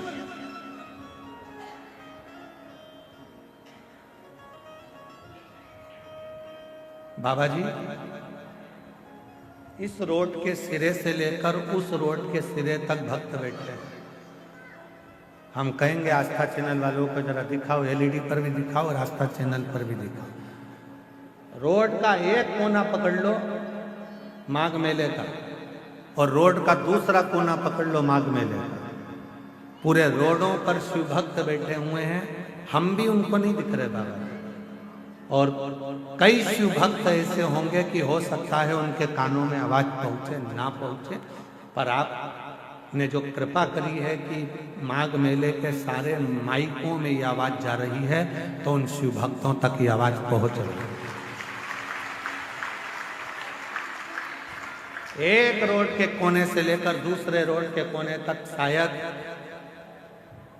बाबा जी कथा सुनने वालों के लिए गादी लगाना पड़ती है। रामायण कुटी वाले महाराज जी ने निवेदन करूं, कथा के श्रोताओं के लिए सोफे लगाना पड़ते हैं, गादी लगाना पड़ती है, कुर्सी लगाना पड़ती है, अच्छी व्यवस्था करना पड़ती है, गाड़ी भेजना पड़ती है, खड़े होकर आओ जी बैठो जी, आओ जी बैठो जी करना पड़ता है। केवल भारत की भूमि पर एक शिव महापुराण की कथा ऐसी है जो भक्तगण जहां जगह मिलती है वहां बैठकर श्रवण करते हैं और कोई किसी की बीमार नहीं।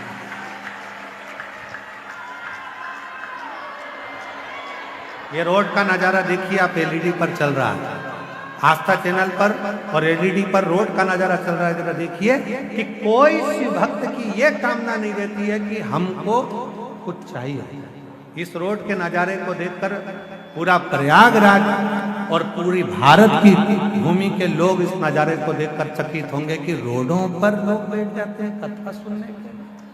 कोई कामना नहीं, केवल एक कामना है, शिव की कथा मिल जाए और एक बार मेरे भोले बाबा की स्तुति करूं। जब श्री शिवाय नमस्तुभ्यं बोलकर जब मेरा बाबा मौन होए, उस मौन होने में मैं अपने दिल की कामना कर लूं और अगली बार जब मेरा कुबेर भंडारी आए तो मेरा भी पत्र व्यासपीठ पर पहुंच जाए। बस यही, केवल यही और कुछ। विश्वास, भरोसा, दृढ़ता और उससे जब लगन जुड़ जाती है तो फिर दुनिया का कोई, पार्वती मैया के हाथ में इतनी सभा लगी है, 4 वर्ष की पार्वती जी केवल कंकर को शंकर मानकर उसी को देख रही हैं, उन्हीं का दर्शन कर रही हैं, कंकर को शंकर मानकर उन्हीं को निहार रही हैं। भगवान नारायण पार्वती जी को देख रहे हैं, ब्रह्मा जी देख रहे हैं, इंद्र देख रहे हैं, गरुण देख रहे हैं, वरुण देख रहे हैं, सारे देवी देवता पार्वती को देख रहे हैं। पर 4 साल की पार्वती जी, 4 वर्ष की माता पार्वती जी केवल उस कंकर रूपी शंकर को देख, केवल कंकर रूपी शंकर और कुछ इसके सिवा कुछ।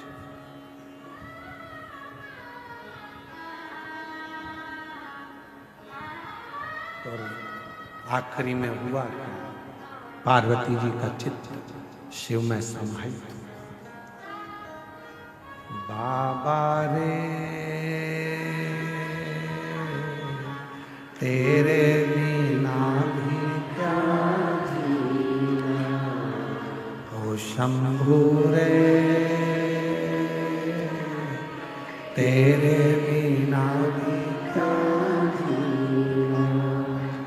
फूलों की कलियों काशी की गलियों, फूलों की कलियों काशी की गलियों, तेरे बिना कुछ कहीं ना, तेरे बिना भी क्या जीना। ओ शंभू रे तेरे बिना भी क्या जीना। ओ बाबा रे तेरे कंकर में शंकर दिख रहा है। पार्वती का ध्यान, माता जगत जननी का ध्यान कहीं नहीं गया। कहा हिमालय राज ने माता पार्वती जी का हाथ हिलाकर कहा, पार्वती सामने बैठे हैं ये भगवान नारायण है। पार्वती तो शिव को देख रही, तुझ में रब दिखता है यारा, मैं क्या करूं? हर एक में तू ही दिखता है तो मैं करूं तो करूं क्या? जिसने बचपन में अपने बच्चों का हाथ, बचपन में जिसने अपने बच्चों के हाथ में एक लोटा जल पकड़ाकर मंदिर का रास्ता दिखा दिया है, उस घर के बूढ़े माँ बाप को कभी भी बच्चे वृद्धाश्रम का रास्ता नहीं दिखाएंगे। उस घर के बच्चे कभी भी वृद्धाश्रम का रास्ता आपको नहीं दिखाएंगे। क्यों? क्योंकि आपने बच्चों को संस्कार डालना बचपन में प्रारंभ कर दिया। वरना आज का जमाना, आज के जमाने में बड़े बड़े बैनर लगते हैं, रक्तदान शिविर लगाया है। कौन सा शिविर है? अरे जम के तो बोलो, रक्तदान शिविर। हम मना नहीं करते, हम भी लगवाते हैं। आश्रम पर रक्तदान शिविर हम भी लगवाते हैं, हम भी रक्तदान करते हैं, हम भी रक्तदान करवाते हैं। पर निवेदन है, रक्तदान से भी सबसे बड़ा एक दान और है, अपने बूढ़े माँ बाप को वक्त का दान। रक्तदान से भी बड़ा एक दान और है, अपने बुजुर्ग माँ बाप को थोड़ा सा वक्त देना प्रारंभ करो, थोड़ा सा समय देना प्रारंभ करो। अपने बूढ़े माँ बाप के पास थोड़ी देर बैठना प्रारंभ करो। जब आप अपने बुजुर्ग माँ बाप के पास थोड़ी देर बैठोगे तो वो माँ बाप को अच्छा लगेगा, वो माँ बाप को भी अच्छा लगेगा कि मेरे बेटे ने मुझे वक्त दिया। दो रक्तदान तुम भी करो, हम भी करते हैं। रक्तदान करना चाहिए, किसी के काम आएगा, कोई के दुख में काम आएगा, कोई बीमारी में काम आएगा। रक्तदान जरूर करो, रक्तदान करना चाहिए। पर जिस माँ बाप ने तुम्हारे शरीर में रक्त दिया है, उस माँ बाप को थोड़ा सा वक्त का दान देना चाहिए।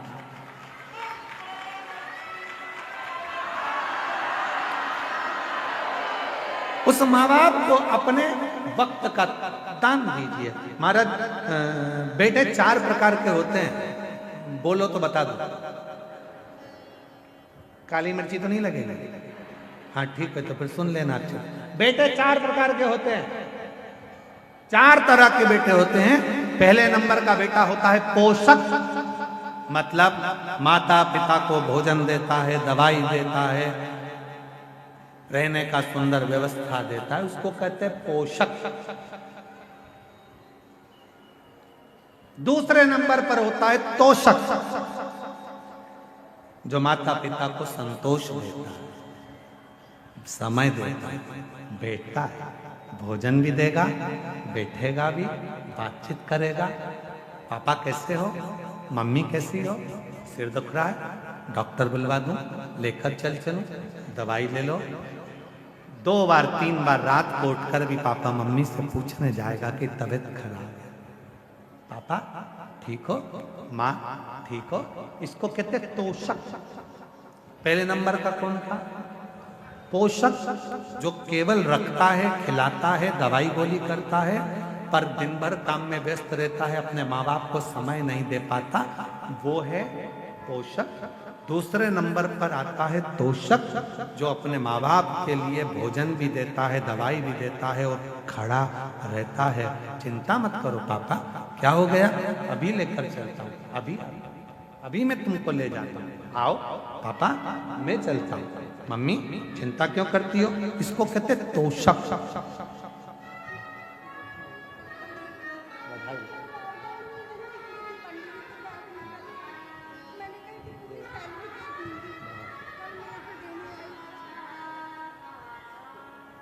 पहले नंबर पर है पोषक, दूसरे नंबर पर है तोषक, तीसरे नंबर पर है पोषक।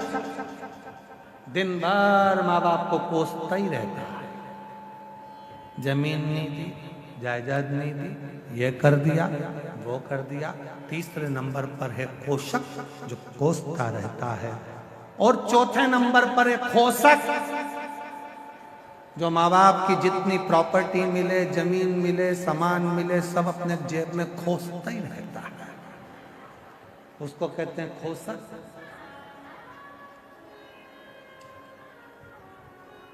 निवेदन है, 4 तरह के बेटे में सबसे कम बेटे मिलते हैं तोषक, जो माता पिता को भोजन भी दे, दवाई भी दे, पानी भी दे और उनसे प्रेम की बात कर कर उनके बुढ़ापे के समय में अपना समय देकर उनको बल भी प्रदान करे। वो तो कठिन है, पोषक बनना सरल है। अरे गुरुजी, हमने 4 काम वाले लगा के रखे हमारे माँ बाप के लिए। अरे गुरुजी, टाइम पे उनकी बहू भोजन दे देती है। अरे गुरुजी, टाइम पे उनको हम दवाई गोली दे देते हैं। तो हमने पूछा तुम टाइम पे सब दे देते हो और अपने माँ बाप को टाइम देते हो? थोड़ा दुकान से आया करो तो 15 मिनट बैठा करो, ऑफिस से आया करो तो 20 मिनट बैठा करो, थोड़ा समय दिया। पत्नी को देते हो, बच्चों को देते हो, तो बुजुर्ग माँ बाप को भी। बूढ़े माँ बाप को तुम्हारा रक्त नहीं, बुजुर्ग माँ बाप को तुम्हारा वक्त चाहिए कि थोड़ा सा वक्त दो, थोड़ा सा, बहुत बहुत। फूलों की कलियों में, काशी की गलियों में, तेरे बिना कुछ कहीं ना, तेरे बिना क्या जीना हो शंभू रे, तेरे बिना भी क्या जीना ओ बाबा रे, तेरे बिना भी क्या जीना। बस उनको थोड़ा समय दीजिए, थोड़ा सा देव समय, थोड़ा सा। अपने देव अधिदेव महादेव को भी क्या चाहिए तुमसे? शंकर भगवान कभी नहीं कहते कि मुझे जल दो, धन दो, दौलत दो, संपदा दो, सत्ता दो, वैभव दो, प्रतिष्ठा दो। शिव जी ने नहीं कहा कि 1.25 लाख बेलपत्र दो। शंकर जी ने नहीं कहा कि मुझे इतना करोड़ों का धन दो। शंकर जी ने कहा कि मुझे अपना थोड़ा सा समय निकाल, और जितना समय तू मेरे लिए निकालेगा, तेरे दुख की घड़ी में उतना समय निकाल कर मैं तेरे दरवाजे पर खड़ा। समय दो, थोड़ा सा समय दीजिए। आप आए हो प्रयागराज की भूमि पर, किसके लिए आए हो? गंगा मैया का स्नान कर लिया, त्रिवेणी का संगम का स्नान कर लिया, हनुमान जी लेटे हुए हनुमान जी का दर्शन कर लिया, वट वृक्ष का दर्शन कर लिया, नाग वासुकी का दर्शन कर लिया। फिर क्या आपने सोचा मैं थोड़ा सा समय निकाल कर शिव महापुराण की कथा में जाकर बैठूंगा? लोगों ने कहा बहुत भीड़ है, पंडाल में जगह नहीं है, रोड पे बैठना मिलेगा, कहीं पर भी बैठूंगा। उसके लिए जा रहा हूं, और जब उसके लिए समय निकाल कर जाऊंगा तो वो भी मेरे लिए समय निकाल कर मेरे दरवाजे पर खड़ा जाऊंगा। मैं उससे जाकर मिलूं तो सही, उससे बोलूं तो मेरा तू ही तो हमदर्द जिससे हर दर्द हम कहें तो किससे कहेंगे? उसी से तो जाकर कहेंगे। थोड़ा सा समय निकाल कर, गीता जी में भगवान कहते हैं मेरे मंदिर तक चलकर, मेरे पास तक जो 2 कदम चलकर आता है, उसके दरवाजे तक मैं 1000 कदम चलकर जाता हूँ, 1000 कदम चलकर जाता हूँ। जो मेरे पास आया है उसके यहाँ तो मुझे जाना ही पड़ेगा, जाना तो पड़ेगा। उसके पास जाऊंगा और दिल से कुछ कहूंगा तो वो स्वीकार तो करेगा। जाऊंगा ही नहीं तो फिर सुनेगा कैसे? अच्छा बोलो ईमानदारी की बात, घर पर पड़े पड़े कह रही हो मेरा पेट दुख रहा भगवान, पेट दुख रहा भगवान। बहू कह रही है मम्मी जा, मैं बुला दूं इनको, डॉक्टर को दिखाया, रहने दे, पेट दुख। मम्मी चली जाओ, पूरी रात से दुख रहा है, सवेरे हो गए, जाओ। नहीं मैं ठीक हो जाऊंगी, रात भर दुखा, दिन भर दुखा, दूसरी रात।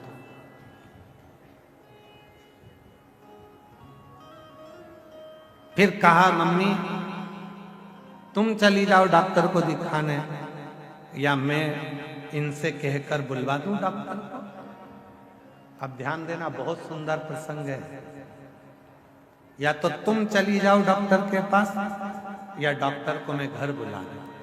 डॉक्टर को घर कब बुला सकते हो? जब डॉक्टर से तुम्हारी अच्छी पहचान हो तो फोन लगाओगे, आ जाए। पैसे तो लेगा, 200-500 रुपए जो भी लगते होंगे वो ले लेगा, दवाई गोली के जो भी होंगे, पर आएगा कब? जब पहचान। नहीं तो आधी रात के 12-1-2 बजे डॉक्टर को बुलाओ तो सॉरी, पहचान होगी तो आएगा। मम्मी चली जाओ डॉक्टर के पास। नहीं, घर में तड़प रही हो और मन अर्थात डॉक्टर के पास नहीं जा रही हो, उसी तरह शिव पुराण कहती है, अगर बहुत दुख है, बहुत तकलीफ है, बहुत कष्ट है, बहुत हार चुके हो, तो जाओ ना शंकर के मंदिर, एक लोटा जल चढ़ाने के लिए जाओ तो सही। जाओ। प्रयागराज में शिव महापुराण की कथा आई है। जब इतनी तकलीफ हो रही है तो एक बार जाती क्यों नहीं हो? जाओ डॉक्टर के पास, जाओ, बैठो, 3 घंटा 2.5 घंटा बैठकर इलाज करवा लो। और देखो मम्मी, हमारी पहचान है डॉक्टर से। मैं गई थी पिछले साल कुंभ के मेले में, पहचान करके आ गई थी। तुम बोलो ना तो डॉक्टर को यहाँ बुला सकती हूँ। और जब सास का पेट दुखा और तुमने एक बेलपत्री चढ़ाकर, जल चढ़ाकर जो सास को दिया, डॉक्टर तुम्हारे घर पहुंच गया। तकलीफ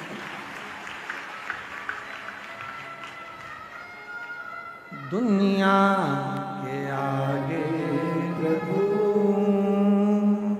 चुपचाप मेरे को, दुनिया प्रभु चुपचाप मेरे तो, मेरा तू ही तो हमदर्द है, जिसे हर दर्द कहता, मेरा तू ही तो हमदर्द है, जिसे हर दर्द कहो।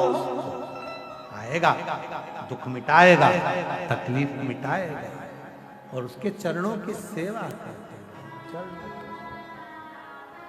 करते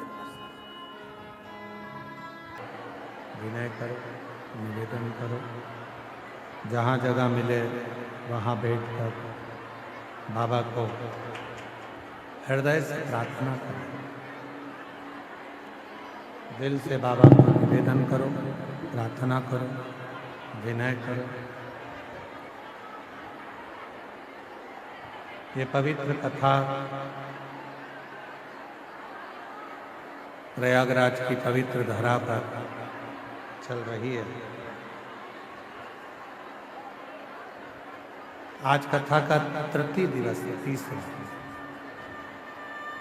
2 दिन की कथा और रही है, कल और परसों।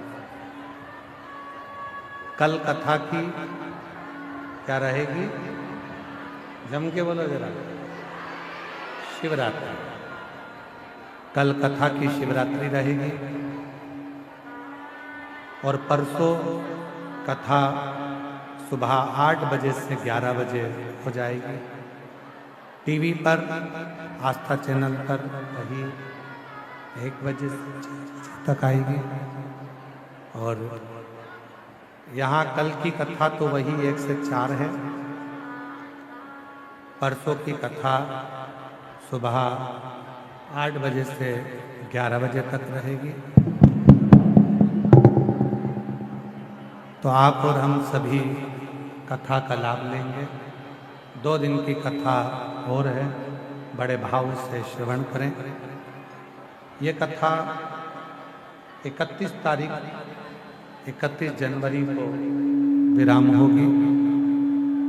फिर 11, 12, 13 फरवरी डबरा मध्य प्रदेश में 1 बजे से 4 बजे तक 3 दिवसीय शिव महापुराण की कथा रहेगी।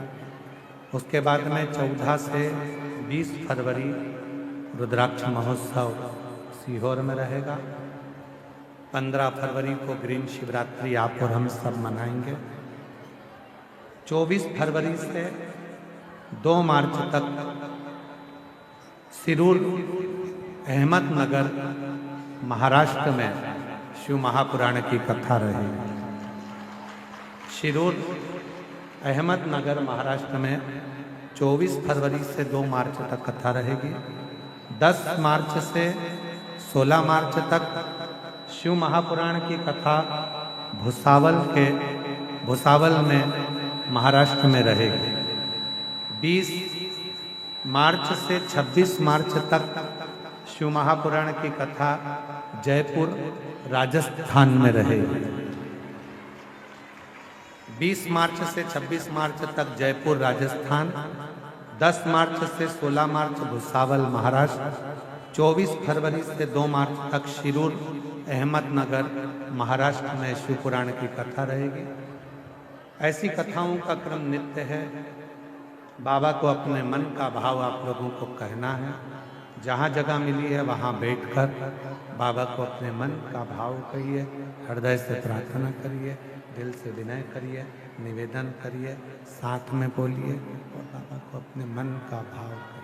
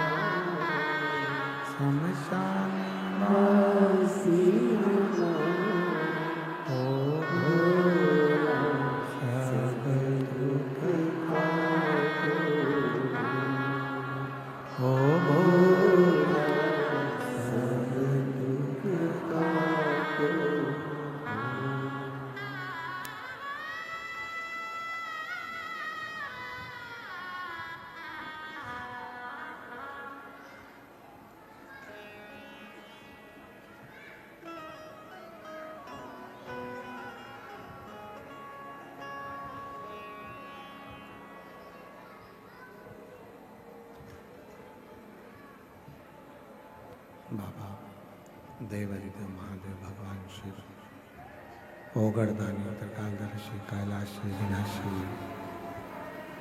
भगवान शंकर की पवित्र कथा शिव महापुराण की कथा वर्णन कर रही है। शिव ओगड़दानी त्रिकालदर्शी कैलाशी विनाशी शंकर जो संपूर्ण दुनिया का कल्याण करने वाले हैं, संपूर्ण जगत का कल्याण करने वाले ऐसे भगवान शिव हैं जो नित्य आनंद सुख प्रदान करते हैं। पार्वती जी के हाथ में एक छोटा सा कंकर रूपी शंकर है।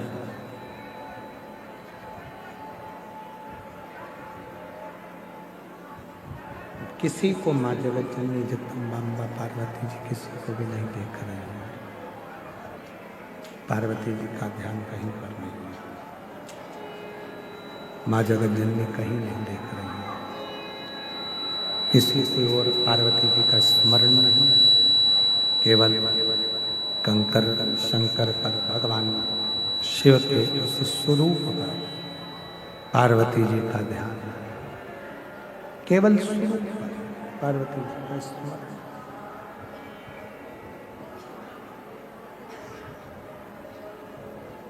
जब शिव मंदिर में जाएं, भगवान शंकर को जल चढ़ाने के लिए जाएं, शिव की भक्ति करने के लिए भगवान शंकर को जल चढ़ाने के लिए जब भगवान वाली के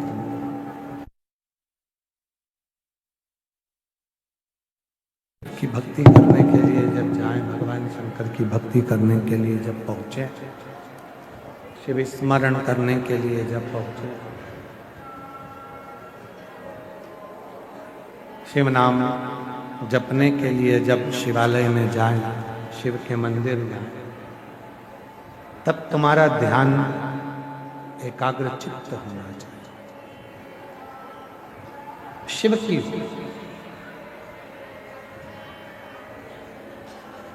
पार्वती जी का जैसे ध्यान एक कंकर में शंकर नजर आ रहा है और उस कंकर में ही शंकर पर ही अपना ध्यान केंद्रित कर ऐसा ही ध्यान अपना केंद्रित रखो शंकर भगवान की अभिधन भक्ति, शिव की भक्ति।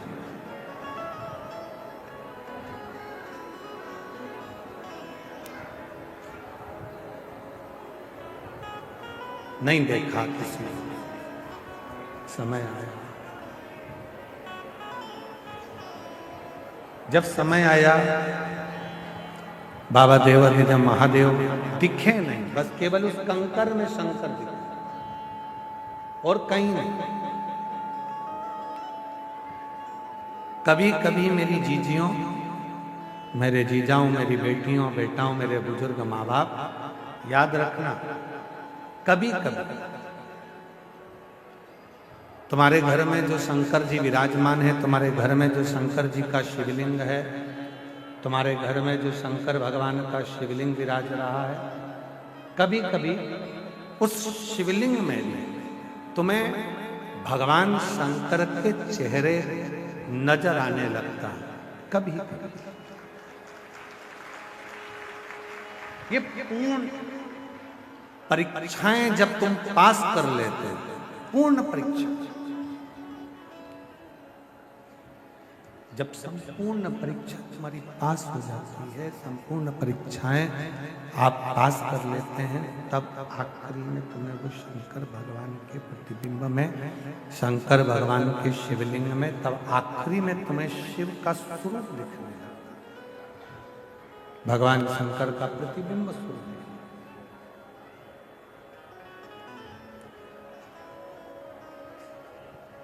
चोर को चोर नजर आता है, साहूकार को साहूकार नजर आता है,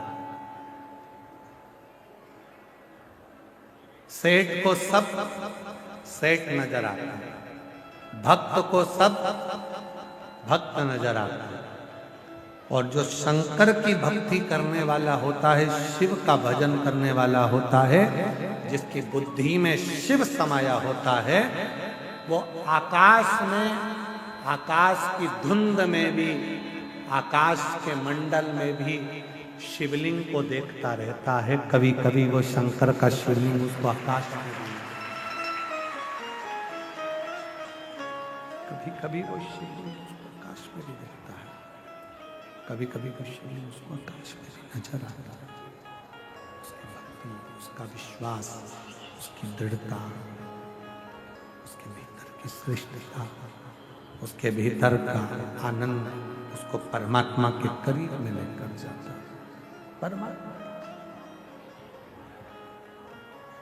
और केवल एक पार्वती जी ऐसी नहीं है कि जिनको कंकर में शिव दिख रहे हैं, आकाश में शिव दिख रहे हैं, वृक्ष में शिव दिख रहे हैं, पत्तों में शिव दिख रहे हैं, पाषाण में शिव दिख रहे हैं। आप में से जितने माघ मेले के इस पंडाल में बैठे हुए हो, जितने भी आस्था चैनल पर या सोशल मीडिया पर कथा सुन रहे हो, आप में भी कुछ मेरी जीजियां, कुछ मेरे जीजा, कुछ मेरी बेटियां, कुछ मेरे बेटा ऐसे हैं जिनको चलते फिरते भी कहीं ना कहीं ओटले पर, कहीं स्थान पर, कहीं आकाश में लेटा हुआ है और एक शंकर के शिवलिंग की आकृति भी उसको नजर आने लगती है। वृक्ष के कोई पत्ता मिलता है, कोई पत्ता उसको प्राप्त होता है, उस पत्ते में भी जो पत्र उसे मिला, कोई पत्ता उसे मिला तो उस पत्ते में भी उसको शिवलिंग दिखता है।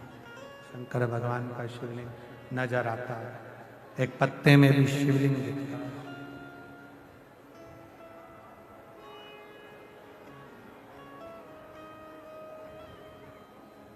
वो रोग शिव का लग गया, वो रोग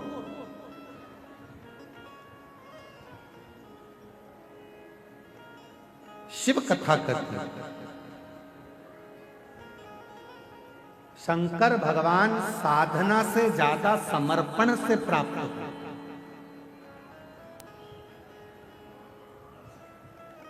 जितना मेरे भगवान शंकर पूजा से प्रसन्न नहीं होते,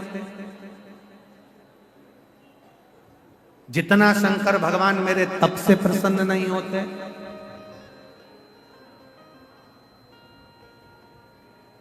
जितना शंकर भगवान मेरे भोजन से प्रसन्न नहीं होते, जितना शंकर भगवान मेरे भजन से प्रसन्न नहीं होते, उतना शंकर भगवान भरोसे से प्रसन्न हो जाते हैं। आपका भरोसा गला पकड़ रहा है भाई, शंकर भगवान भरोसे से प्रसन्न हो जाते हैं। आपका भरोसा कितना है, आपका भरोसा कितनी दृढ़ है, आपका भरोसा कितना प्रबल है, कितना प्रबल। जितना प्रबल आपका भरोसा होगा, जितना आप शंकर के भरोसे रहोगे, भरोसा जितना दृढ़ होगा, उतना शिव आपके करीब में होगा। भरोसा जितना दृढ़ हो, शिव आपके उतने नजदीक में आ जाते, उतने नजदीक। कुछ मत करो, जल भी नहीं चढ़ा सकते मत चढ़ाओ, बेलपत्री नहीं चढ़ा सकते मत चढ़ाओ, धतूरा नहीं चढ़ा सकते मत चढ़ाओ, मंदिर नहीं जा सकते मत जाओ, पर उसके भरोसे तो रहो।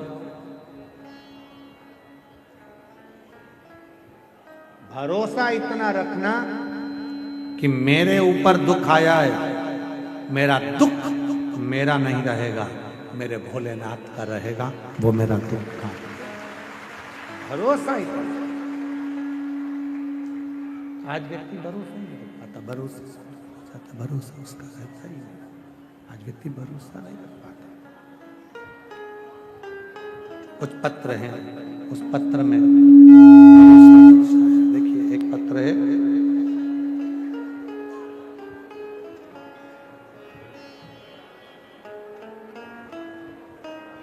मैं प्रयागराज से ही हूँ, मेरा नाम रश्मि श्रीवास्तव है। कहीं बैठी हो रश्मि श्रीवास्तव प्रयागराज से तो हाथ हिला सकती हैं, और अगर आई हो तो बेलपत्र लेने आ सकती हैं। गुरुदेव, मैं आपको नहीं मानती।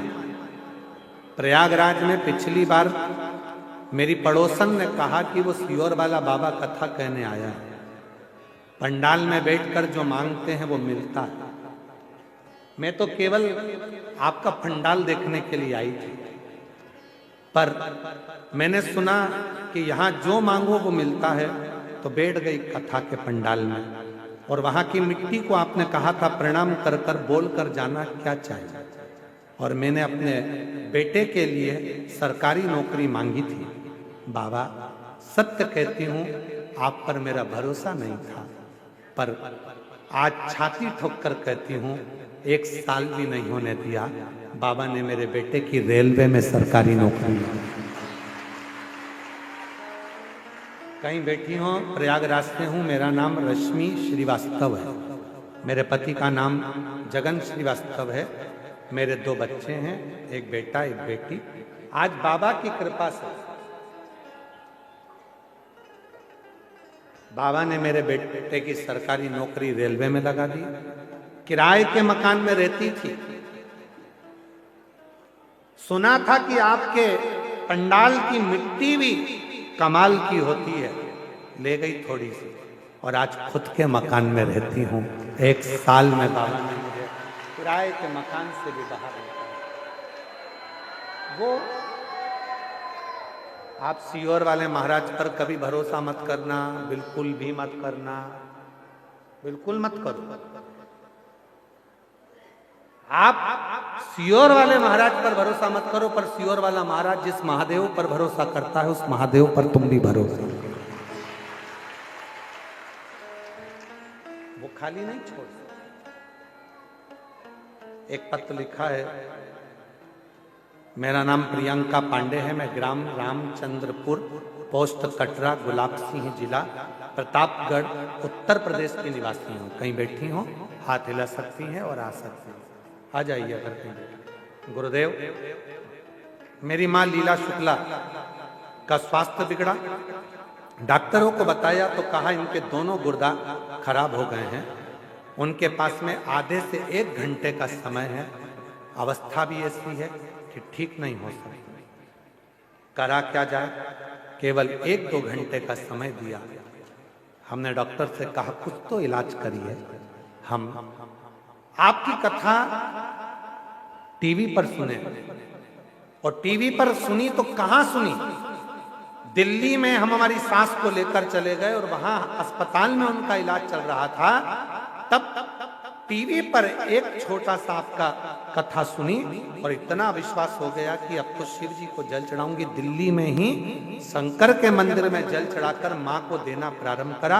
रात्रि को 9:15 वाला उपाय किया, और रात को 9:15 वाला जब उपाय किया, और भोले बाबा की कृपा से बाबा ने ऐसी कृपा करी कि आज मेरी सांस पूरी ठीक हो गई है। मेरी माँ, उनको नमन करता। गुर्दा की जो बीमारी थी वो पूरी तरह से ठीक हुई। आप मत करो विश्वास, आप विश्वास करो शिव, आप विश्वास करो देवादिदेव महादेव पर, आप विश्वास करो भगवान शंकर, आप भरोसा करो देवादिदेव महादेव। शिव पर वो देगा। भरोसे रहिए इसके। भजन से भगवान शंकर प्रसन्न होंगे कि नहीं होंगे पता नहीं है, पूजन से भगवान शिव प्रसन्न होंगे कि नहीं होंगे पता नहीं है। आप जल चढ़ाएंगे, बेलपत्र चढ़ाएंगे या धतूरा चढ़ाएंगे, जो भी चढ़ाएं, पर शिव के भरोसे रहो, शंकर भगवान के भरोसे रहो।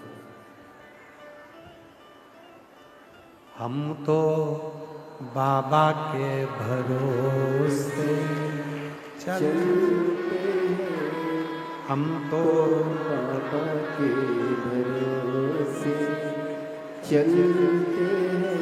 ये दुनिया वाले जलते हैं, ये दुनिया वाले जलते हैं, हम तो बाबा के भरोसे चलते, हम तो बाबा के भरोसे चलते हैं। शिव के भरोसे। जब भगवान शंकर के भरोसे रहोगे, शिव के भरोसे रहोगे, तो दुनिया का सारा सुख तुमको प्राप्त होगा। दुनिया का सारा सुख आपको मिल जाएगा। यदि शंकर भगवान के भरोसे यदि आप हैं तो ऐसा कोई सुख नहीं है जो तुम्हें नहीं मिले, संपूर्ण सुख।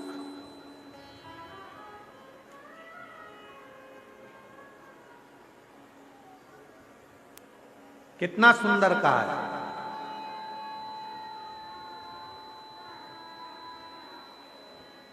शिव सुख देते हैं, शिव शांति देते हैं, शिव वैभव देते हैं, शिव प्रतिष्ठा देते हैं, शिव धन देते हैं, वंश देते हैं, और एक दिन शिव अपने भक्त को अपना बना लेते हैं। वो शंकर है, वो शिव, वो ओघड़दानी, वो शंभु गोत्र का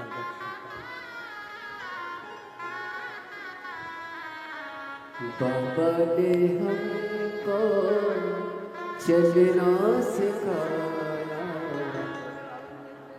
बाबा ने हमको चलना सिखाया, सब भक्तों से मिलना सिखाया। हम सीना तान के चलते, हम तो बाबा के भरोसे चलते। पूजा से ज्यादा जरूरी है शिव पर भरोसा करना। जल चढ़ाने से भी ज्यादा जरूरी है शंकर पर भरोसा करना। पाठ करने से भी ज्यादा जरूरी है शंकर पर भरोसा करना। मंदिर जाने से भी ज्यादा जरूरी है शंकर पर भरोसा करना। यदि आप शिव जी पर भरोसा करते हो, कोई कह दे कि तुम्हारा ये काम बिगड़ रहा है, भरोसा है सब होगा, तो टेंशन मत लो, चिंता करने की जरूरत नहीं है, चिंता करने की जरूरत नहीं। एक बुजुर्ग माता बैठी है यहाँ पे कथा में, बुजुर्ग माता बैठी हुई है कथा में, वो कहीं से आई हुई है और उसने उसके लड़के कह रहे थे माघ मेले में तेरे को कौन भोजन दे देगा, बाबा जी माघ मेले में कौन तेरे को भोजन दे देगा। तो बुजुर्ग माता ने अपने बेटे से कहा जब वो पेट के अंदर भोजन दे सकता है तो पंडाल में बैठकर भोजन नहीं दे सकता। शायद दुनिया के लोगों को यह मालूम नहीं है कि यह माघ का मेला संत साधु तपस्वी गुरुजन साधक उपासक और कल्पवासियों का मेला है, जिसमें इनका तप बढ़ता है, साधना बढ़ती है, भजन बढ़ता है, और जब भजन बढ़ता है तो परमात्मा खुद आकर तुम्हारा पेट भी भरता है। ये वो मेला, ये कोई साधारण है। जो स्मरण, बस भरोसे रहो उस शिव के भरोसे। माँ पार्वती जी बाल्यावस्था से शिव के भरोसे हैं, इसलिए शंकर भगवान उनको मिले। ऐसी पवित्र कथा यहाँ चल रही है सतुआ बाबा शिविर में। आज कथा का तृतीय दिवस विराम लिया है। कल कथा की शिवरात्रि रहेगी। कथा का समय यही 1 बजे से 4 बजे तक रहेगा। मेरा निवेदन आप सबसे, कल भीड़ बहुत ज़्यादा रहेगी, इसलिए आप सब ध्यान रखना अपने बच्चों का, बुजुर्गों का, और चेन, अंगूठी, मोबाइल, पर्स सबका ध्यान रखना। पंडाल में नहीं तो रोड पर, रोड पे नहीं मिले तो जितने पंडाल लगे हैं इसमें जहाँ जहाँ जगह मिले वहाँ विश्राम करना। और प्रेम से कल कथा का चतुर्थ दिवस, 5 दिन की कथा है तो चौथा दिन शिवरात्रि का रहेगा। कल लोग झोली पसार के बाबा से विनय करेंगे और परसों के दिन सुबह 8 बजे से 11 बजे तक कथा सुनकर सब अपने अपने गंतव्य की ओर चले जाएंगे। 2 दिवसीय कथा को दिल से धारण करो, श्रवण करो और अपने जीवन को उतारो। हर हर